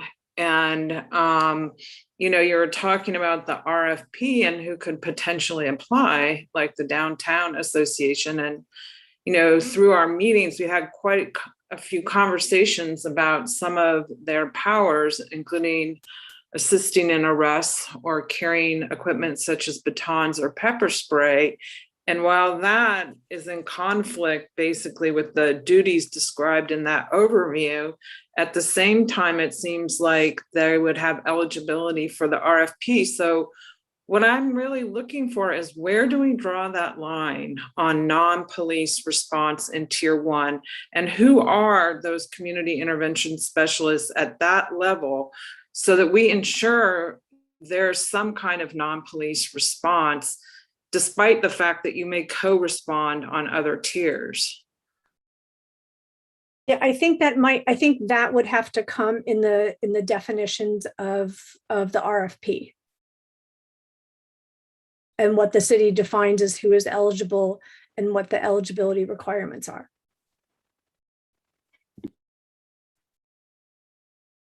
I have to say, I think as the consultant, that part of your job is to advise. And when you want to have a non-police response, and that's what you're driving at for this city, at least looking at other models and giving some kind of indication as to what that might look like is critical. Otherwise, everybody can just say, oh, well, I'm sorry, it wasn't non-police. We had to co-respond on all the calls.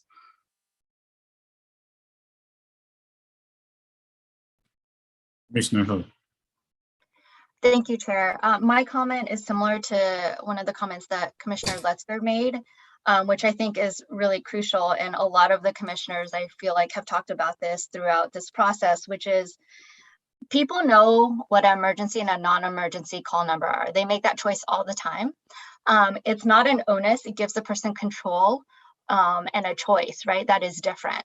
And so if they call, it should be a police and a non-police line. If they call the non-police line and it's very clearly a situation where police must respond under whatever rules the city comes up with, and they say, sorry, do you want me to connect you? They can say yes or no, or they can hang up, right? But we're not forcing people into a police response. That has to be really clear.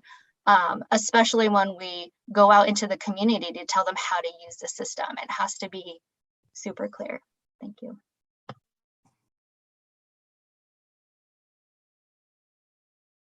Yeah, I'll go ahead and jump in then. Yeah, I mean, obviously first dispatch narrow is a complex issue and there's no easy solution.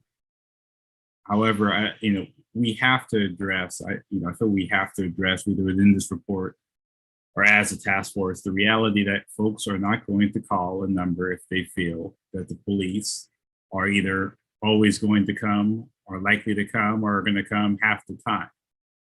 I know for myself, and this is as someone who is privileged comparatively to most people, I'm not going to call 911 or the non-emergency number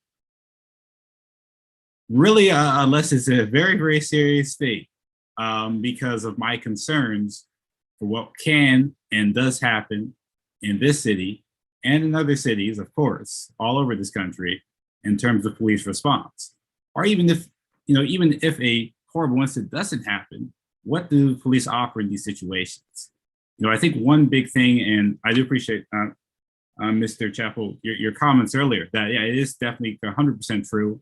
I've read the Be Heard model, the STAR model in Denver, other models that have shown that these co-response models can be effective and can improve outcomes. There's no doubt that there is some research on that. However, one of the flaws of a lot of policing research, as I'm sure you're aware of, is a lot of times they'll research a question starting with the premise that the police exist, and then we'll research from there. The police are here, so what looks better with the model with policing around, right? And I understand that in this process, BPD is going to be around for quite some time, I imagine.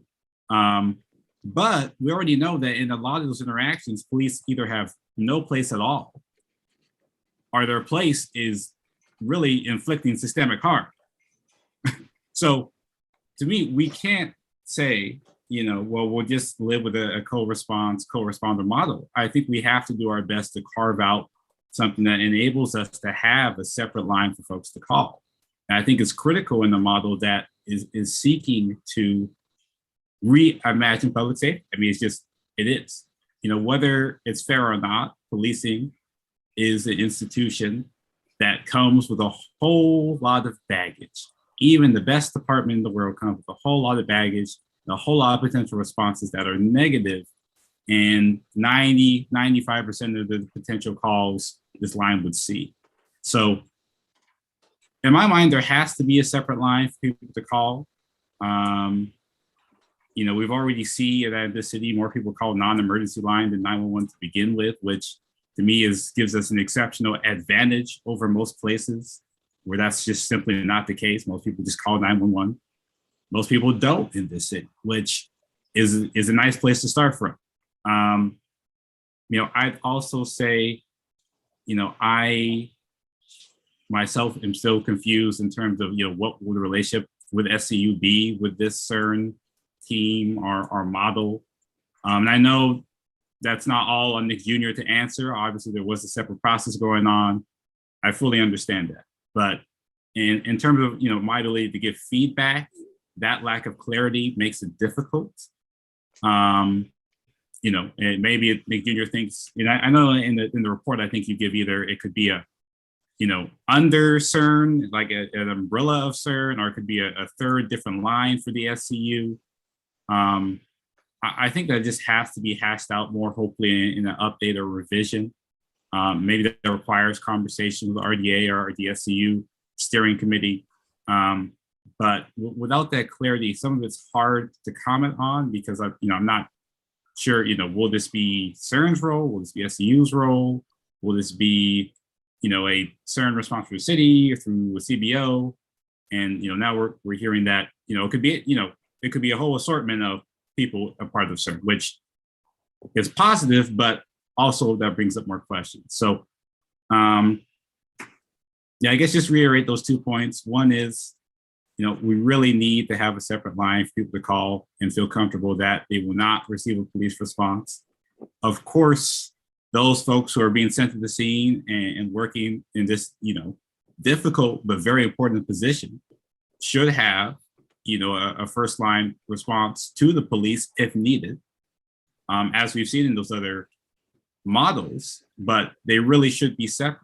And I say, as we see in other models, not because this model should also be dependent, but because in those other models, we see that the vast majority of the time, the folks on those teams that are connected to the police don't call for the police.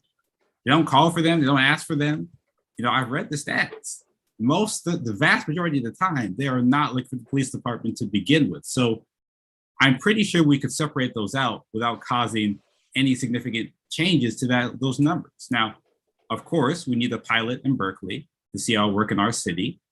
But, I want to just make that clear for folks because I'm not going to call a line if I think police are going to come.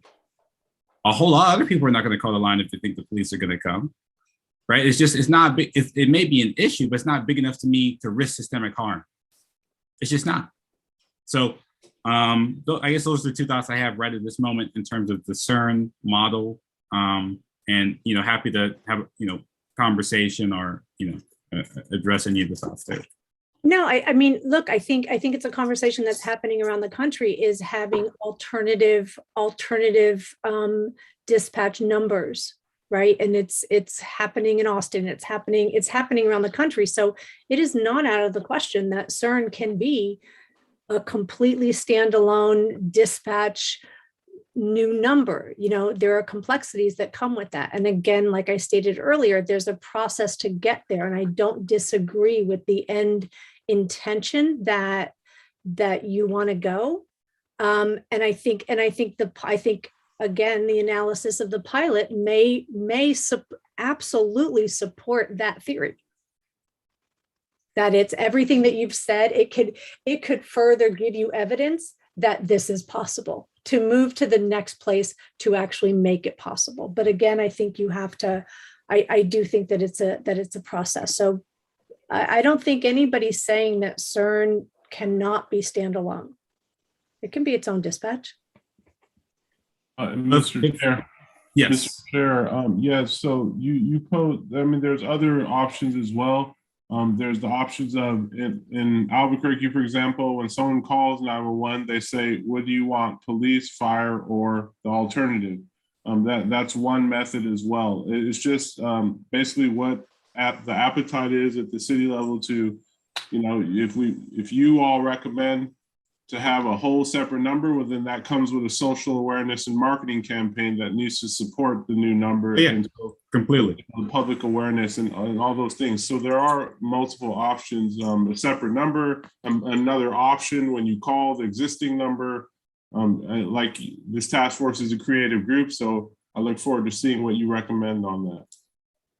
I also wanted to quickly add that in the final report, we do recommend that CERN receive calls for services from two places, but mainly have their own direct non-emergency line to receive calls for service directly from the community that don't want to be routed through BPD whatsoever. And that will be confidential and that kind of thing. So it's not like that's the only source, but the other source would also be calls for service through BPD dispatch. But since BPD receives most of their calls from the non-emergency line, that non-emergency line would be the one that we would use mainly for the CERN. Okay. Yeah, I think at the moment, yes, I was looking at the report real fast. Okay, and then that's there. Okay, no, thank you. Any commissioners have any other questions at this time? And again, I'll just, remind task force members, I know obviously we've had a lot of different timelines in this process, but we do now have, once again, a longer timeline. So we do have time. And I'm thankful for the time. It's going to give me time to get through these weeks of finals here and really dive into these reports. So we can, recommend ourselves things that we'd like to see in the report, and ultimately, if we get to that point, things that may not make it to the report that we think are still important. So, yeah, Commissioner Fine. Yeah, this is just a logistics question. I want to make sure, we're able to provide feedback on the final report as opposed to this one. So, when are we expecting to get that report so we don't spend time on this one when there may be changes?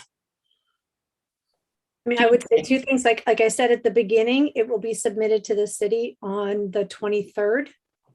But I would also say I would also invite you to continue making comments and recommendations, and I wouldn't wait for that to work on this report, because it is not like 90% of this report is going to be different. There are changes being made, but I also think that there is work that can be done, or there are whatever recommendations or feedback that you want to continue having from here. So the 23rd is when it will be submitted to the city, and then the city will distribute it to the task force. Well, I would just want to suggest that we potentially get the report before the December 2nd meeting. Because, I mean, even if we're advised to keep revising, I mean, hearing something like we could have a separate phone line for CERN tonight. I mean, I really think we need to know what's in the report to be able to provide feedback. We've already provided feedback. Right, and that particular recommendation is already in this version, is that CERN can have a separate line. So that's already, that already exists in this final report. That's not new information. What I'm saying is we already spent 4 meetings going through this report and writing feedback. That's a lot of time and a lot of coordinating from a subcommittee of 8 people. So like having another report for the December 2nd meeting would be like really helpful for us. Vice Chair.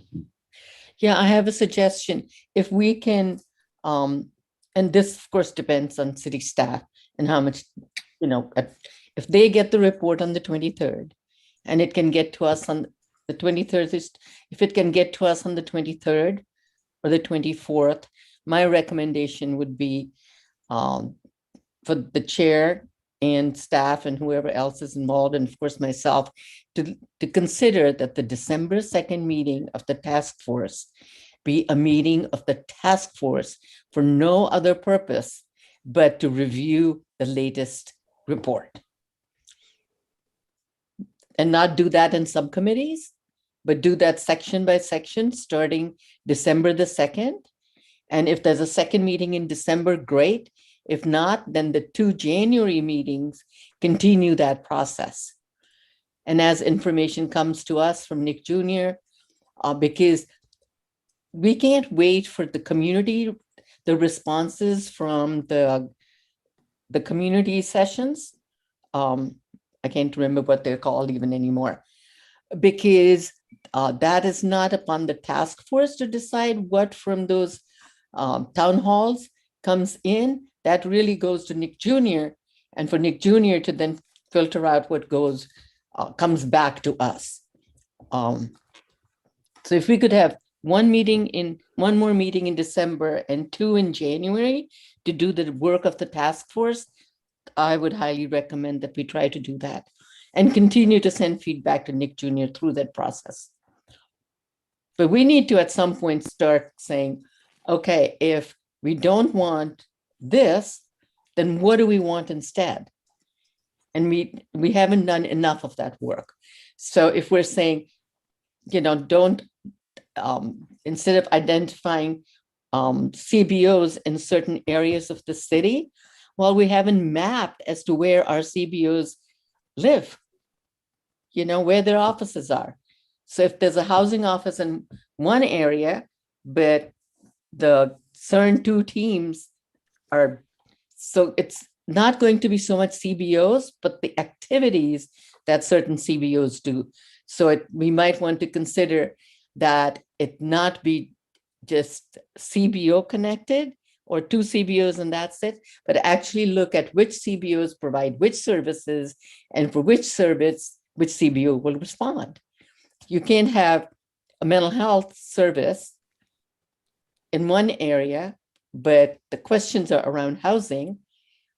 I believe that all the community-based organizations once assessed, which the city hasn't done, and mapped out that it might not be CBOs responding. It might, the ones that have the contracts, they might have to subcontract with other CBOs to fill in the gaps that their CBO that's selected can't meet. So the whole CBO side is very complex, and we've barely scratched the surface on that side. So to start models without doing, pilots, without doing some of that research and work, I think might be foolish. So we need to figure out as a task force where that work should sit in December and January. So there's something concrete being sent to the city in terms of how we're going to balance this out. which services are needed. People don't, in their lives, when they're looking for a service, they look for an organization that provides the service, not the organization that has a contract to do something. So that's the work that I think should be one of the recommendations that is moved forward, that we really have not really done that, the diligence that needs to happen. The SCU folks steering committee has around the areas that they're concerned with, but there's another 30, 40 CBOs that I think will be in play. Commissioner Fine. I just want to say for the December 2nd meeting that I have asked to have a report on the final SCU recommendations and report. And I think it's really important to have that for 15 to 20 minutes for clarity, because I know my own analysis about this National Institute is impacted also by those recommendations. And I want to be able to be very, very clear in what I say about the next report we get. So I think like having Lisa or RDA just present a piece on that would be really useful to make sure we're all on the same page. Yes, and that's still 100% planned to be on that agenda. And we may also have a non-staff presentation, but I want to make sure that actually gets confirmed. Thank you. Yeah, thank you. Commissioner Hope. Sorry, I think I'm setting my own personal record for how many times I've raised my hand this meeting. I just want to make sure we're not conflating two issues. Who am I calling? Non-police. Who's going to show up? Not police. So I did see in the Nick Jr. report that there was that option of having a separate call line for CERN that does not factor in, I mean, what I think a lot of commissioners are concerned about, which is that police are part of the response. Thanks. Yeah, thank you. I'm sorry, Secretary Cole, did you have something? I'll chime in at next steps, Chair Mizell. Thank you. Okay, thank you. Okay, any other questions, comments on this item? We will, hopefully be receiving that update by the 23rd or 24th. And then, actually, Cheryl, let me ask you one question, and totally understand if you don't have a clear answer yet, but, with the original timeline, I think the thought process was, we'd get the draft report, which we've received, go over those recommendations, and then the community process would begin. We'd have the town halls, and then we'd have another meeting, which at that point was, I think, about halfway through the community town halls to discuss, I believe, with either the revised report or with the additional comments of the public. So now with this new timeline, my thought process is, and I just want to see if we're aligned here, that of course we're getting this revised update on the 23rd, and we're all happy to have that. But obviously between November 23rd or 24th and maybe a mid-February date for council, that's a whole lot of time as well for potential changes. So I made a bit of an assumption, I don't want to assume, but assumption that, we'd have something updated by that time beyond what we're getting on the 23rd, that the task force could then consider probably in a final meeting. Does that seem roughly accurate to you? And you're asking if there's an update after the community meetings? Yes. Right? Another revision to the report.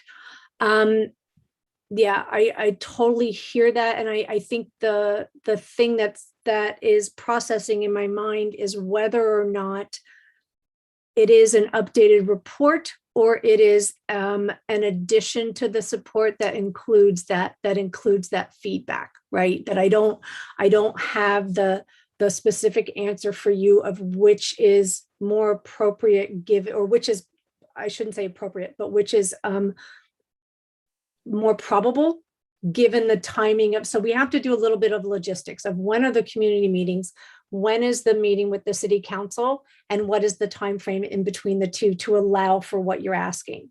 So I will say that if there isn't time or to make specific changes given on community input, then we will find a way to include the community input in what is submitted to the city council so that it is not for naught.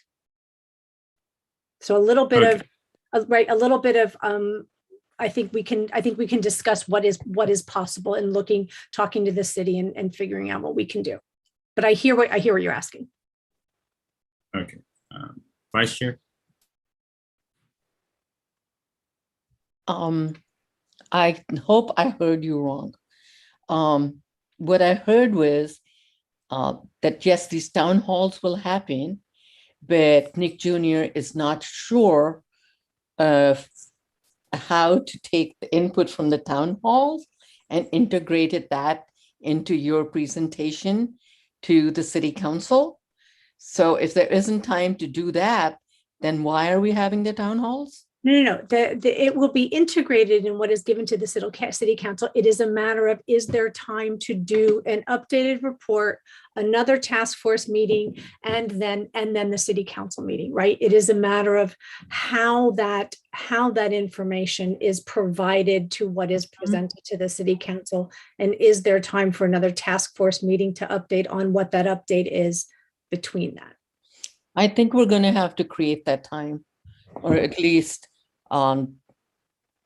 let's start talking about it in the meetings with staff and Nick Jr. quickly in terms of what that final report is going to look like, and what's in it is going to be one of the most important pieces of document that will appear in the next few years in terms of, a whole policy change atmosphere. So if it's just, the Nick Jr. 40-page, 50-page, 60-page report, and then a whole bunch of addendums, I can assure you that those addendums are not going, that they're going to slowly disappear. So under each section of your report, can you add a piece that says, this is feedback we heard across the board from the town halls. So the city has to consider the recommendation that we're making, and then weigh that out with what the community response is and what the task force response is. So if the final report was somehow organized in that way, and that would be helpful. And I just thought of this question today. Look how many of us who have been reading this stuff, trying to understand it, are confused, still confused after months. How are we expecting the people who are going to attend the town halls to be any clearer as to what it is that is being recommended? So will we be able, in December, will the task force be able to see how you're going to make presentations to town halls? So most of the time isn't spent on just trying to get people clear. So the report needs to be clear enough that someone reading it the first time can understand and say, oh, CERN means many respondents with expertise from the community. Just, No, I hear that. Simple, straightforward. I hear that. Commissioner Fine. Yeah, I mean, I really feel that the feedback to this report was very clear that there's a need to take the findings from the community engagement, the citywide survey, and each of the listening sessions with the different and diverse demographic populations and apply those findings to support or not support the recommendations. And absolutely, the community feedback from the districts is going to be critical. I mean, this is about the city of Berkeley and reimagining this for our populations, particularly those that are marginalized. And I would say the final report right now really does not integrate the bright research. It needs to do a much more thorough, nuanced analysis about how that research supports those recommendations. And the same thing needs to be true with the community districts. Nothing should go to the city council discussing those recommendations unless they can be tied in a very thoughtful way to what has been produced. I mean, right now we have models and we have appendices, but we really need to see all of that well integrated and nuanced throughout. I definitely think that the task force should not turn in its final report until we see what comes out of those districts, because at the end of the day, our populations are driving what the city needs to do.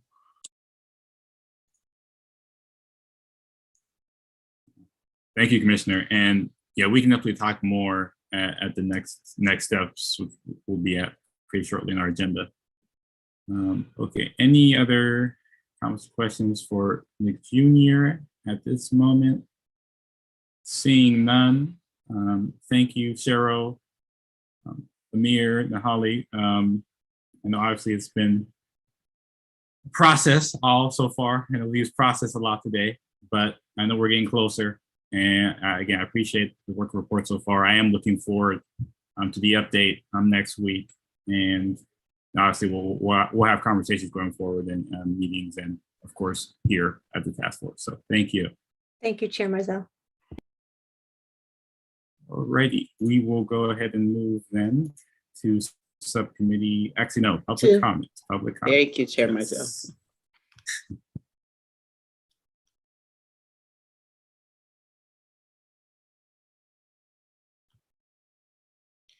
So we have Nancy. Nancy, you should be able to speak.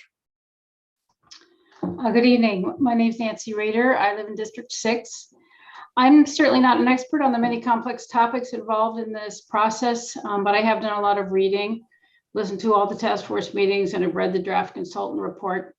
I'm pleased with this breadth and depth. It clearly shows that Berkeley can use its public safety dollars far more effectively, more compassionately, and more appropriately than we do today. I haven't heard much recognition of that important point tonight, but I hope the public gets that message. This report in its final form is just the beginning. Implementing the recommended pilot program, learning from it, and achieving the many other goals of this report is clearly going to require a lot of fine tuning, and it'll take some time and considerable effort to achieve. The consultant budget was far too small to create the complete blueprint. So I'm concerned that the momentum behind this effort could stall if the task force doesn't support the basic thrust of this report and move the process forward to implementation right away. I'm wondering what other cities have done in sort of startup mode and whether the final report or the task force could include a recommendation on next steps, including whether designated city personnel should be identified to pick up the ball, where that staff should be located in a city's organizational structure, and what the citizen oversight body should be to best ensure that this effort will get off the ground and very soon. Thank you. Thank you.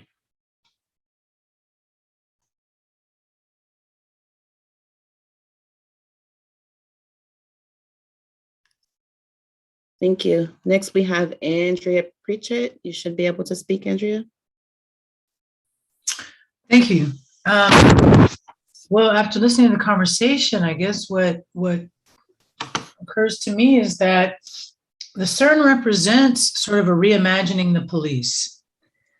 And it looks like, it's potentially a civilianization of some police functions, and that is what it is. Sadly, those kinds of efforts rarely You know, some people argue that civilianizing the police could, what can I say, could save a lot of money in the police department if they were willing to have that happen. But I fear that what's going to happen is that CERN is going to kind of mark an expansion of the police department. That when we take social services and we weaponize them by having police accompany those social service providers, you know, it just represents, you know, far from lessening the footprint of police, it expands it quite a bit. So, so I know that everybody on this task force is dedicated and well-intentioned, but I fear that what's happening is that we're reimagining the police. And these kinds of reforms have happened over time, you know, back in the 60s with 911 and the introduction of that new system. It was thought to be quite an advance. So I'm still looking for the alternative. I'm still looking for how we're going to reimagine public safety. And I'm trying to locate the analysis of what the public safety needs of our community really are. And I'm looking for the analysis of the problem and solutions that are tailored directly to the problem. You know, this question of youth violence and youth programs, I don't feel like it's been adequately addressed by the report that I've read, but hopefully there's some fundamental revisions. Also, this idea of a pilot program that's based on flawed reasoning, you know, revisions won't help. It's fundamentally flawed. It fundamentally represents a recasting of the policing function. And you discredit, you know, to take these CBOs, to take boss and have them move into law enforcement is very cringeworthy. So I hope you'll hold strong, commissioners.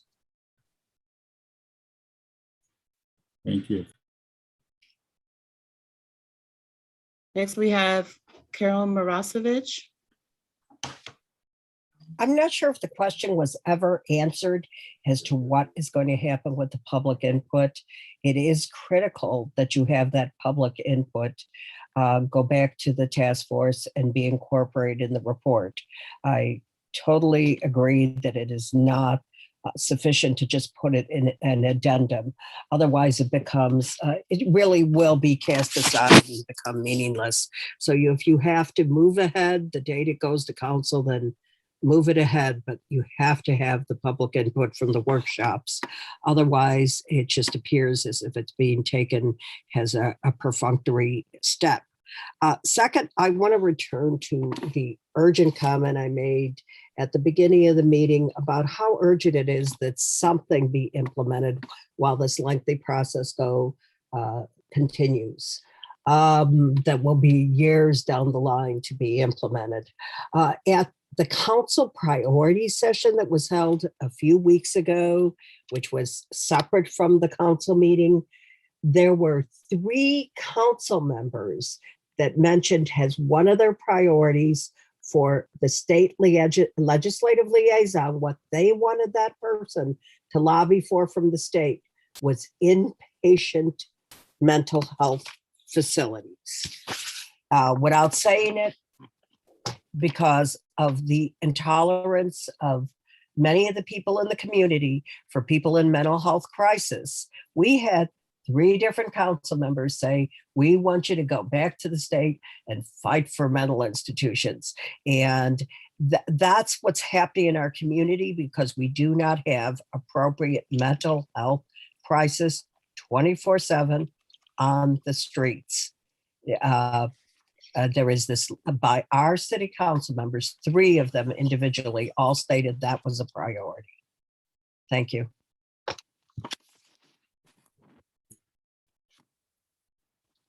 Chair Mizell, I see no more hands raised. Okay, thank you. We'll go and move on then to subcommittee reports, starting with our, I guess I'll say our policing subcommittee. Okay, I'll start that. And then, did I not see Pamela today at this meeting? Okay.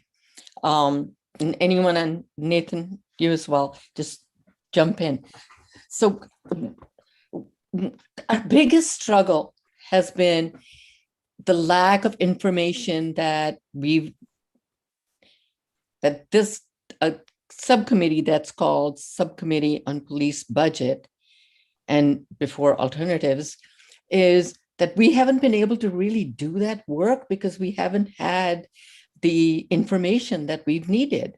So on our own, we can't sort of come up with things like, well, if we reduce patrol by so many, this might get impacted.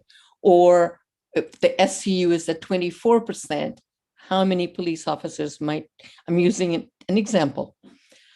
So what we've been doing, of course, is responding to each report as it's come out, but we've also been talking about alternatives. And one of the pieces that we're looking at is an alternative to the police academy, and have had one unofficial meeting of two commissioners from, it was me and Pamela, and starting to make contact with people in the community who might have expertise around putting together an alternative way of training, not just the police, but the entire community, in terms of the community having the skills and tools that are needed to have public safety. Those are sort of are some themes. We've been really good at meeting every week, coming up with things, staying, preparing for the meetings that then happen on Thursday. But we're really looking forward to this next version and hoping that that will give us more material to really look at, but at what a future police role might be in the city of Berkeley, because that, I believe, is really what our reimagining piece was supposed to be for this subcommittee. Nathan, anything you want to add? No, I think you said it. You'll keep hearing from us. Also, I feel we should probably add that you did the good work of putting together a response for our subcommittee in response to this report. It's not currently on the website, but it will be up on the website next time they post, along with my personal comments and perhaps other comments. So there is more material incoming. What I'm doing is, because one of our other subcommittee members sent some comments and I sent them forward. So Alicia happily will send forward everything that comes to me, or you can just directly send it to staff. Mr. Dangerfield, you have a question? I don't have a question, but if I can make a comment regarding the last public comments. I've listened to a lot, as we all have, and this evening I've heard a lot about the Nick Jr. report and its, in some ways, some of its shortcomings and its weaknesses. I think it's important to step back and recognize that the fact that we've been discussing the possibility of a community alternative where other individuals show up to situations that, for, as someone pointed out, for almost the last 300 years, police officers have been involved in, is revolutionary in and of itself. And I think there is a paralysis by analysis that happens in these situations that doesn't actually wind up pushing very much forward in the end, and leaves the community frustrated, because legislation, we all want to be perfect, but seldom is it ever. And if we're talking about policy, it's even more imperfect. I share everyone's will and want to get this right the first time and to do it well. But I also know that trying to count the brass tacks in the skyscraper is a fruitless endeavor. And what I'd like to see happen is, going forward, based on those community reflections, that we try and find as many ways as we possibly can to collaborate, to have some of these things germinate and to come to some fruition different than every time a police officer is showing up. If I can get one of 3 times they're not showing up, to me, that's progress, because I think we also are measuring our value systems and insights against a broader backdrop of people who may not be as ready for a police-less response than we are. And we have to be mindful of that and to really map progress. And I want to commend Nick Jr. and everyone who so far has listened to our reflections and have incorporated them into their work and who have been in this process, because I know while it may not be fulfilling all the way, it's certainly satisfying to see that we are moving it forward. So I wanted to make those public comments with respect to the report and to the public comments that were made. Thank you. Thank you. Okay, I think I don't have anything else to add. So our next subcommittee is improve and reinvest. Great, I'll go ahead and take that. So I believe you all got our comments about the Nick Jr. report. We had 4 different meetings over the last couple of weeks, and we started out by kind of everybody going around and providing comments, and ended up trying to synthesize those comments, finding cross-cutting themes, and grouping those comments into kind of larger categories. And not everybody could attend the meetings where we did the categorization. And so if we've missed anything, you know, and you're on the subcommittee, please do chime in. I do, you know, I'm not going to go through the report bit by bit, but one critical thing that I think we just really wanted to lead with, and this is comments from Commissioner Ejigu, is just that there is no acknowledgement, well, there's no plan for repairing the harm that has been done to the community by BPD. It underscores the importance of the section on the history of policing in Berkeley, the experiences that people have had, that we want that to remain in the report, and that further, once you acknowledge that, there needs to be some sort of plan within the report to repair the harm. And that's a huge thing that we just really wanted to lead with. We did have very specific comments, which you can all see, on kind of practical implementation, which we understand has been voiced and is being, you know, considered right now by the consultants as they revise their report. We have many specific things, including a very, you know, specific questions around the integration of CERN with the CBOs and how that all works out, and wanting further information on that. We also, you know, Commissioner Malvito had very specific concerns around kind of the over-reliance on CERN, and that all of these pieces, that there are many pieces of this plan, including CERN and other parts, that kind of rely on each other, and that if we remove any one of them, that this whole reimagining might cease to exist. And like, how can we, you know, there may be, as Commissioner Dangerfield just said, like, some people may have less of an appetite for certain changes than others. And the question is, like, as maybe there's a lack of appetite for certain items, what remains? Is there, you know, the interdependence is important to consider.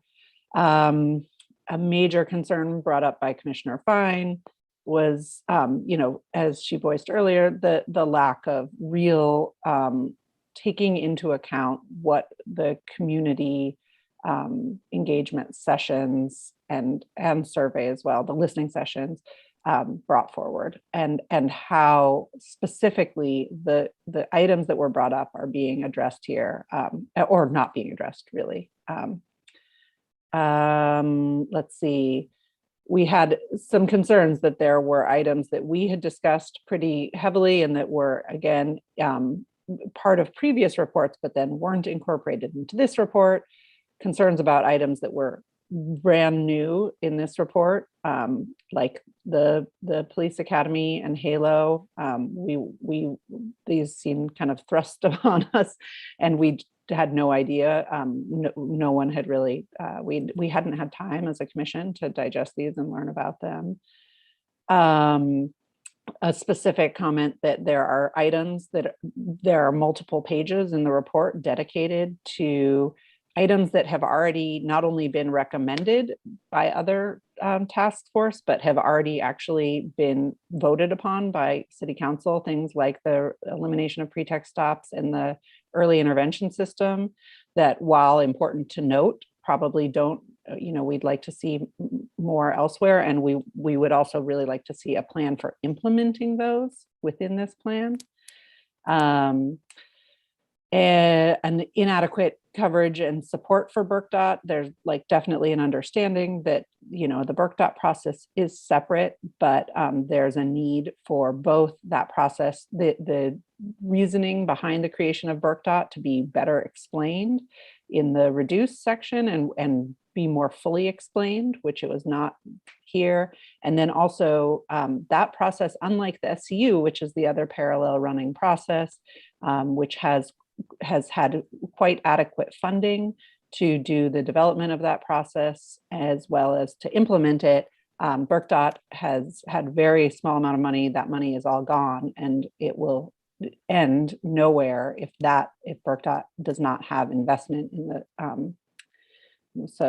and then finally, we did, want to highlight, echoing what Commissioner Dangerfield said, there were some items in here that we were appreciative of. We thought the universal basic income program was a really strong one, in particular, mostly because it was one of few things in there that actually addressed kind of prevention and structure and looking at social determinants of health and trying to improve those. So I'm going to stop there. I'm sure I doubt I did a great job covering everything, but hopefully my fellow commissioners can weigh in.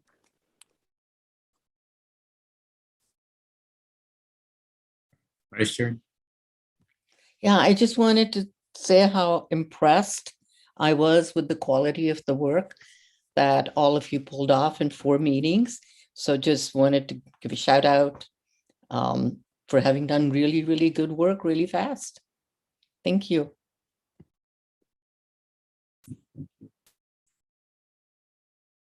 Okay, Vice Chair, did you want to speak on the gender violence subcommittee here? No. Is Francis still here? Chair Mizell, Vice Chair, Yeah. we can put that on the next agenda for December 2nd. Yes, it was please. not agendized for this meeting. Do we need to agendize a discussion? No, we Subcommittee report. forgot to agendize. We sort of forgot that subcommittee exists. Let me just say it that way. So we're going to bring it back in December. But our report is out and will be forwarded to the whole task force. It might have already been done, but it's completed. It's been submitted. And if I can add, it will be included in the agenda packet for the December 2nd meeting to accompany the item on the agenda. Okay, thank you. Yeah, I wanted to make sure folks at least know that portion. Okay, Commissioner Fine. Yeah, I just had, I was just thinking it was very helpful the last time that we had some direction. We split into the 2 groups, we met, we provided the feedback. So I take it now we're looking for this next report and doing the similar thing to get ready for the second. And the other thing that occurred to me, on our webpage are the Berkeley City Council objectives from the July 2020 legislation.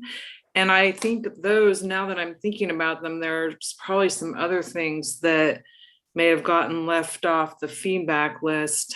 Because I know, like, for instance, one of them is to consider whether dispatch should be in the police department or should be part of the fire department or the SCU line. And in a way, that's kind of a centerpiece for a lot of how police, fire, EMT, mental health operate in the city. And maybe when we look at those legislative objectives and address all of them, we'll be able to come up with more feedback as well.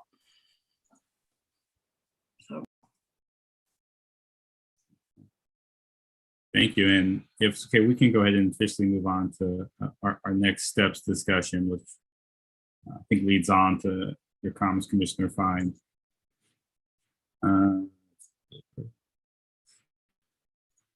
Okay. Well, first, let me, be fully, transparent with the task force. I don't fully yet have a clear timeline of, when committee meetings will be in January, or the full timing. I will get a better idea, hopefully the next week here, which of course will get relayed to the task force. I know you've heard this kind of running line over several months of this process of the timeline changing, me getting more information. I apologize it's been this way, but when we have the information, y'all will be the first to know. In terms of taking next steps for the report, I imagine, subcommittee wise, that policing that we'll meet on, what date? What's the date on that Tuesday? Is that for? And I'm sorry. It's Tuesday the 27th. Can't think now. No, it's the 22nd. Yeah. Okay. Well, probably the week after that, I'd imagine then.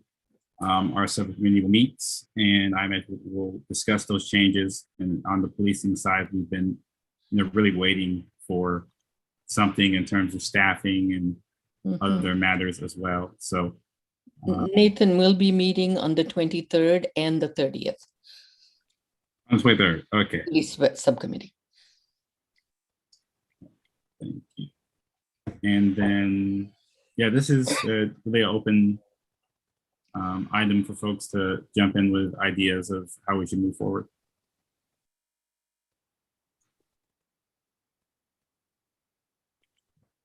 I'm going to reiterate that that in January, the task force be given, if not one, then 2 meetings, not given, but that we have 1 or 2 meetings so we can maybe even dissolve the subcommittees at that point, have full task force discussion around the report, vote when we decide to do that. I think December 2nd might be too early to start voting. And so that's what I'm going to push behind the scenes, is that the task force really needs to now start to meet as a group as we are moving towards February. Yes, no, that's a good point, Vice Chair. And depending upon what we find out about the community meetings and the level that input will be involved, it may make more sense to move that vote.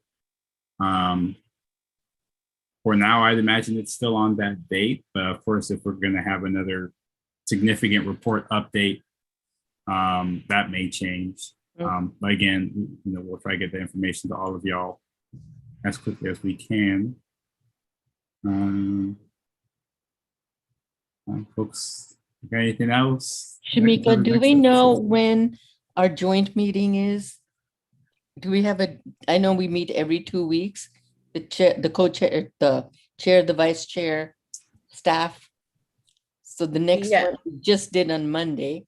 So sure. So as it stands now, the last meetings, the scheduled meeting is December 2nd.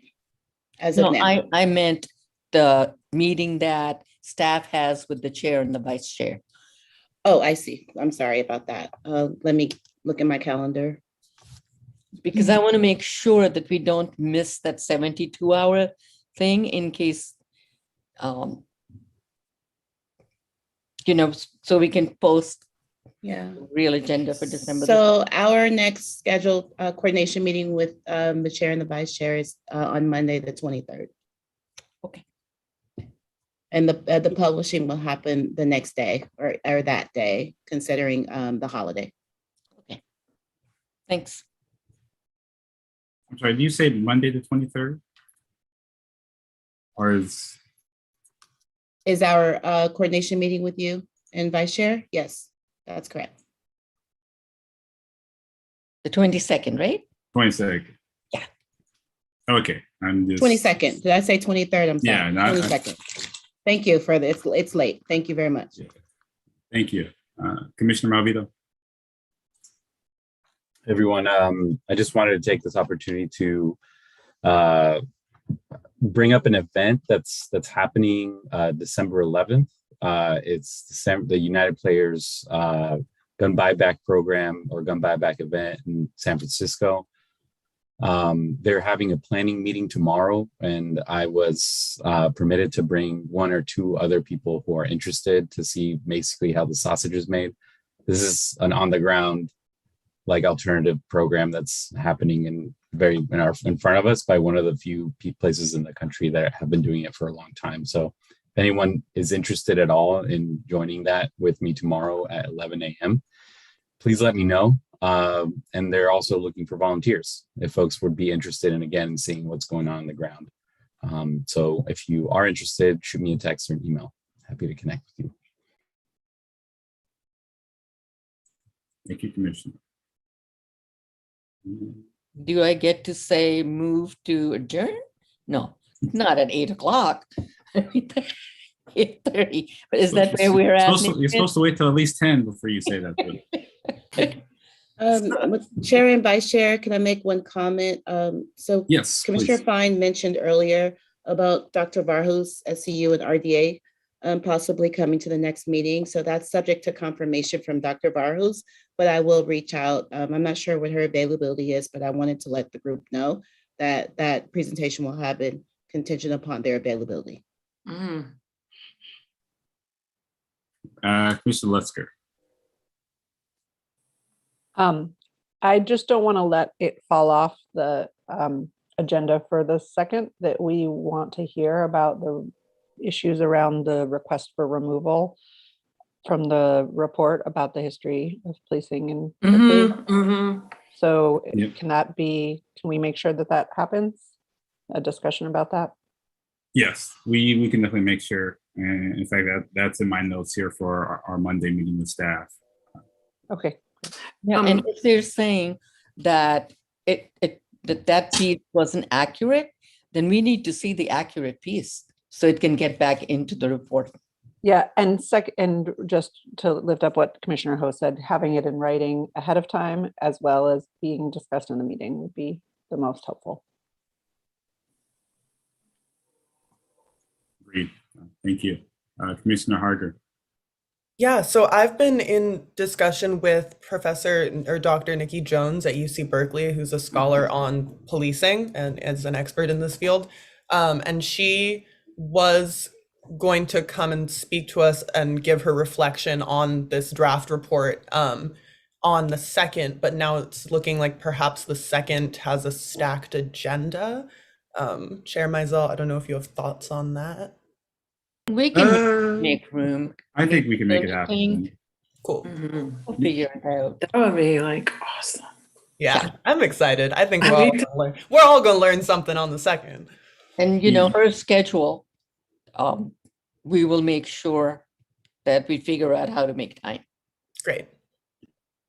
Yeah, no, I think it'll work, and I think her presentation and conversation will be helpful primer in terms of our discussion of the report. So, next meeting probably be longer than this one, probably, but I don't think it will be, as long as we've had, hopefully. Chair and Vice Chair, if you could Yes. forward me the information for Dr. Jones as well, so that I can send her a link so that she can be added to the meeting. Thank you.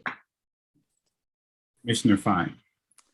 Yeah, I just wanted to briefly suggest potentially in that section that we include if it's possible, just as a suggestion, to think about the Center for Policing Equity Studies that were sort of one of the catalysts for how we got to this reimagining process. They did those studies within the 10-year period. I think everybody knows about them, but they were so powerful. And I think they led to the traffic. Is that right? Yes, it certainly was one of the big, if not the biggest reason that conversation opened up. But and that's why, again, I think more should be in the history because it doesn't mention the work of the Cal BSU, the ACLU, in Berkeley, and the Berkeley NAACP, and their initial reports, which led to the CPE report. And, you know, that history should probably be recognized more prominently in this report as well. Now do I say the magical words? I have You ready? one last question for go real fast. In terms of schedule, I know we don't have anything on the calendar yet, but in terms of scheduling meetings in January, I guess, do you have any thoughts now, Ms. Cohen, in terms of staff availability? No, we'll have to look at that a little further to Yeah. see. There's a lot of moving parts right now, but we will definitely discuss that with you and the chair and the vice chair at our meeting. Okay. Thank No, you. that sounds good. All right. Thank you. I Okay, go move ahead. to adjourn. Second that. Motion, Vice Chair Chima, second from Commissioner Often. Let's call the roll, please. All right. So, Commissioner Fine? Yes. Thank you. Commissioner Jigu? Yes. Vice Chair Chima? Yes. Commissioner Crook? Commissioner Lindheim? Yes. Commissioner Dangerfield? Yes. Commissioner Hyde is absent. Commissioner Malvito? Yes. Commissioner Thompson? Yes. Chair Mizell? yes. Commissioner Optin? Yes. Commissioner Moon? Absent. Commissioner Harger? Present, yes. Time to Thank go. you. Commissioner Lutzker? Yes. And Commissioner Ho? Yes. Motion moved. Thank you, everybody. Have a good night. And Thank you. look forward to some more work. See you soon. Thank you.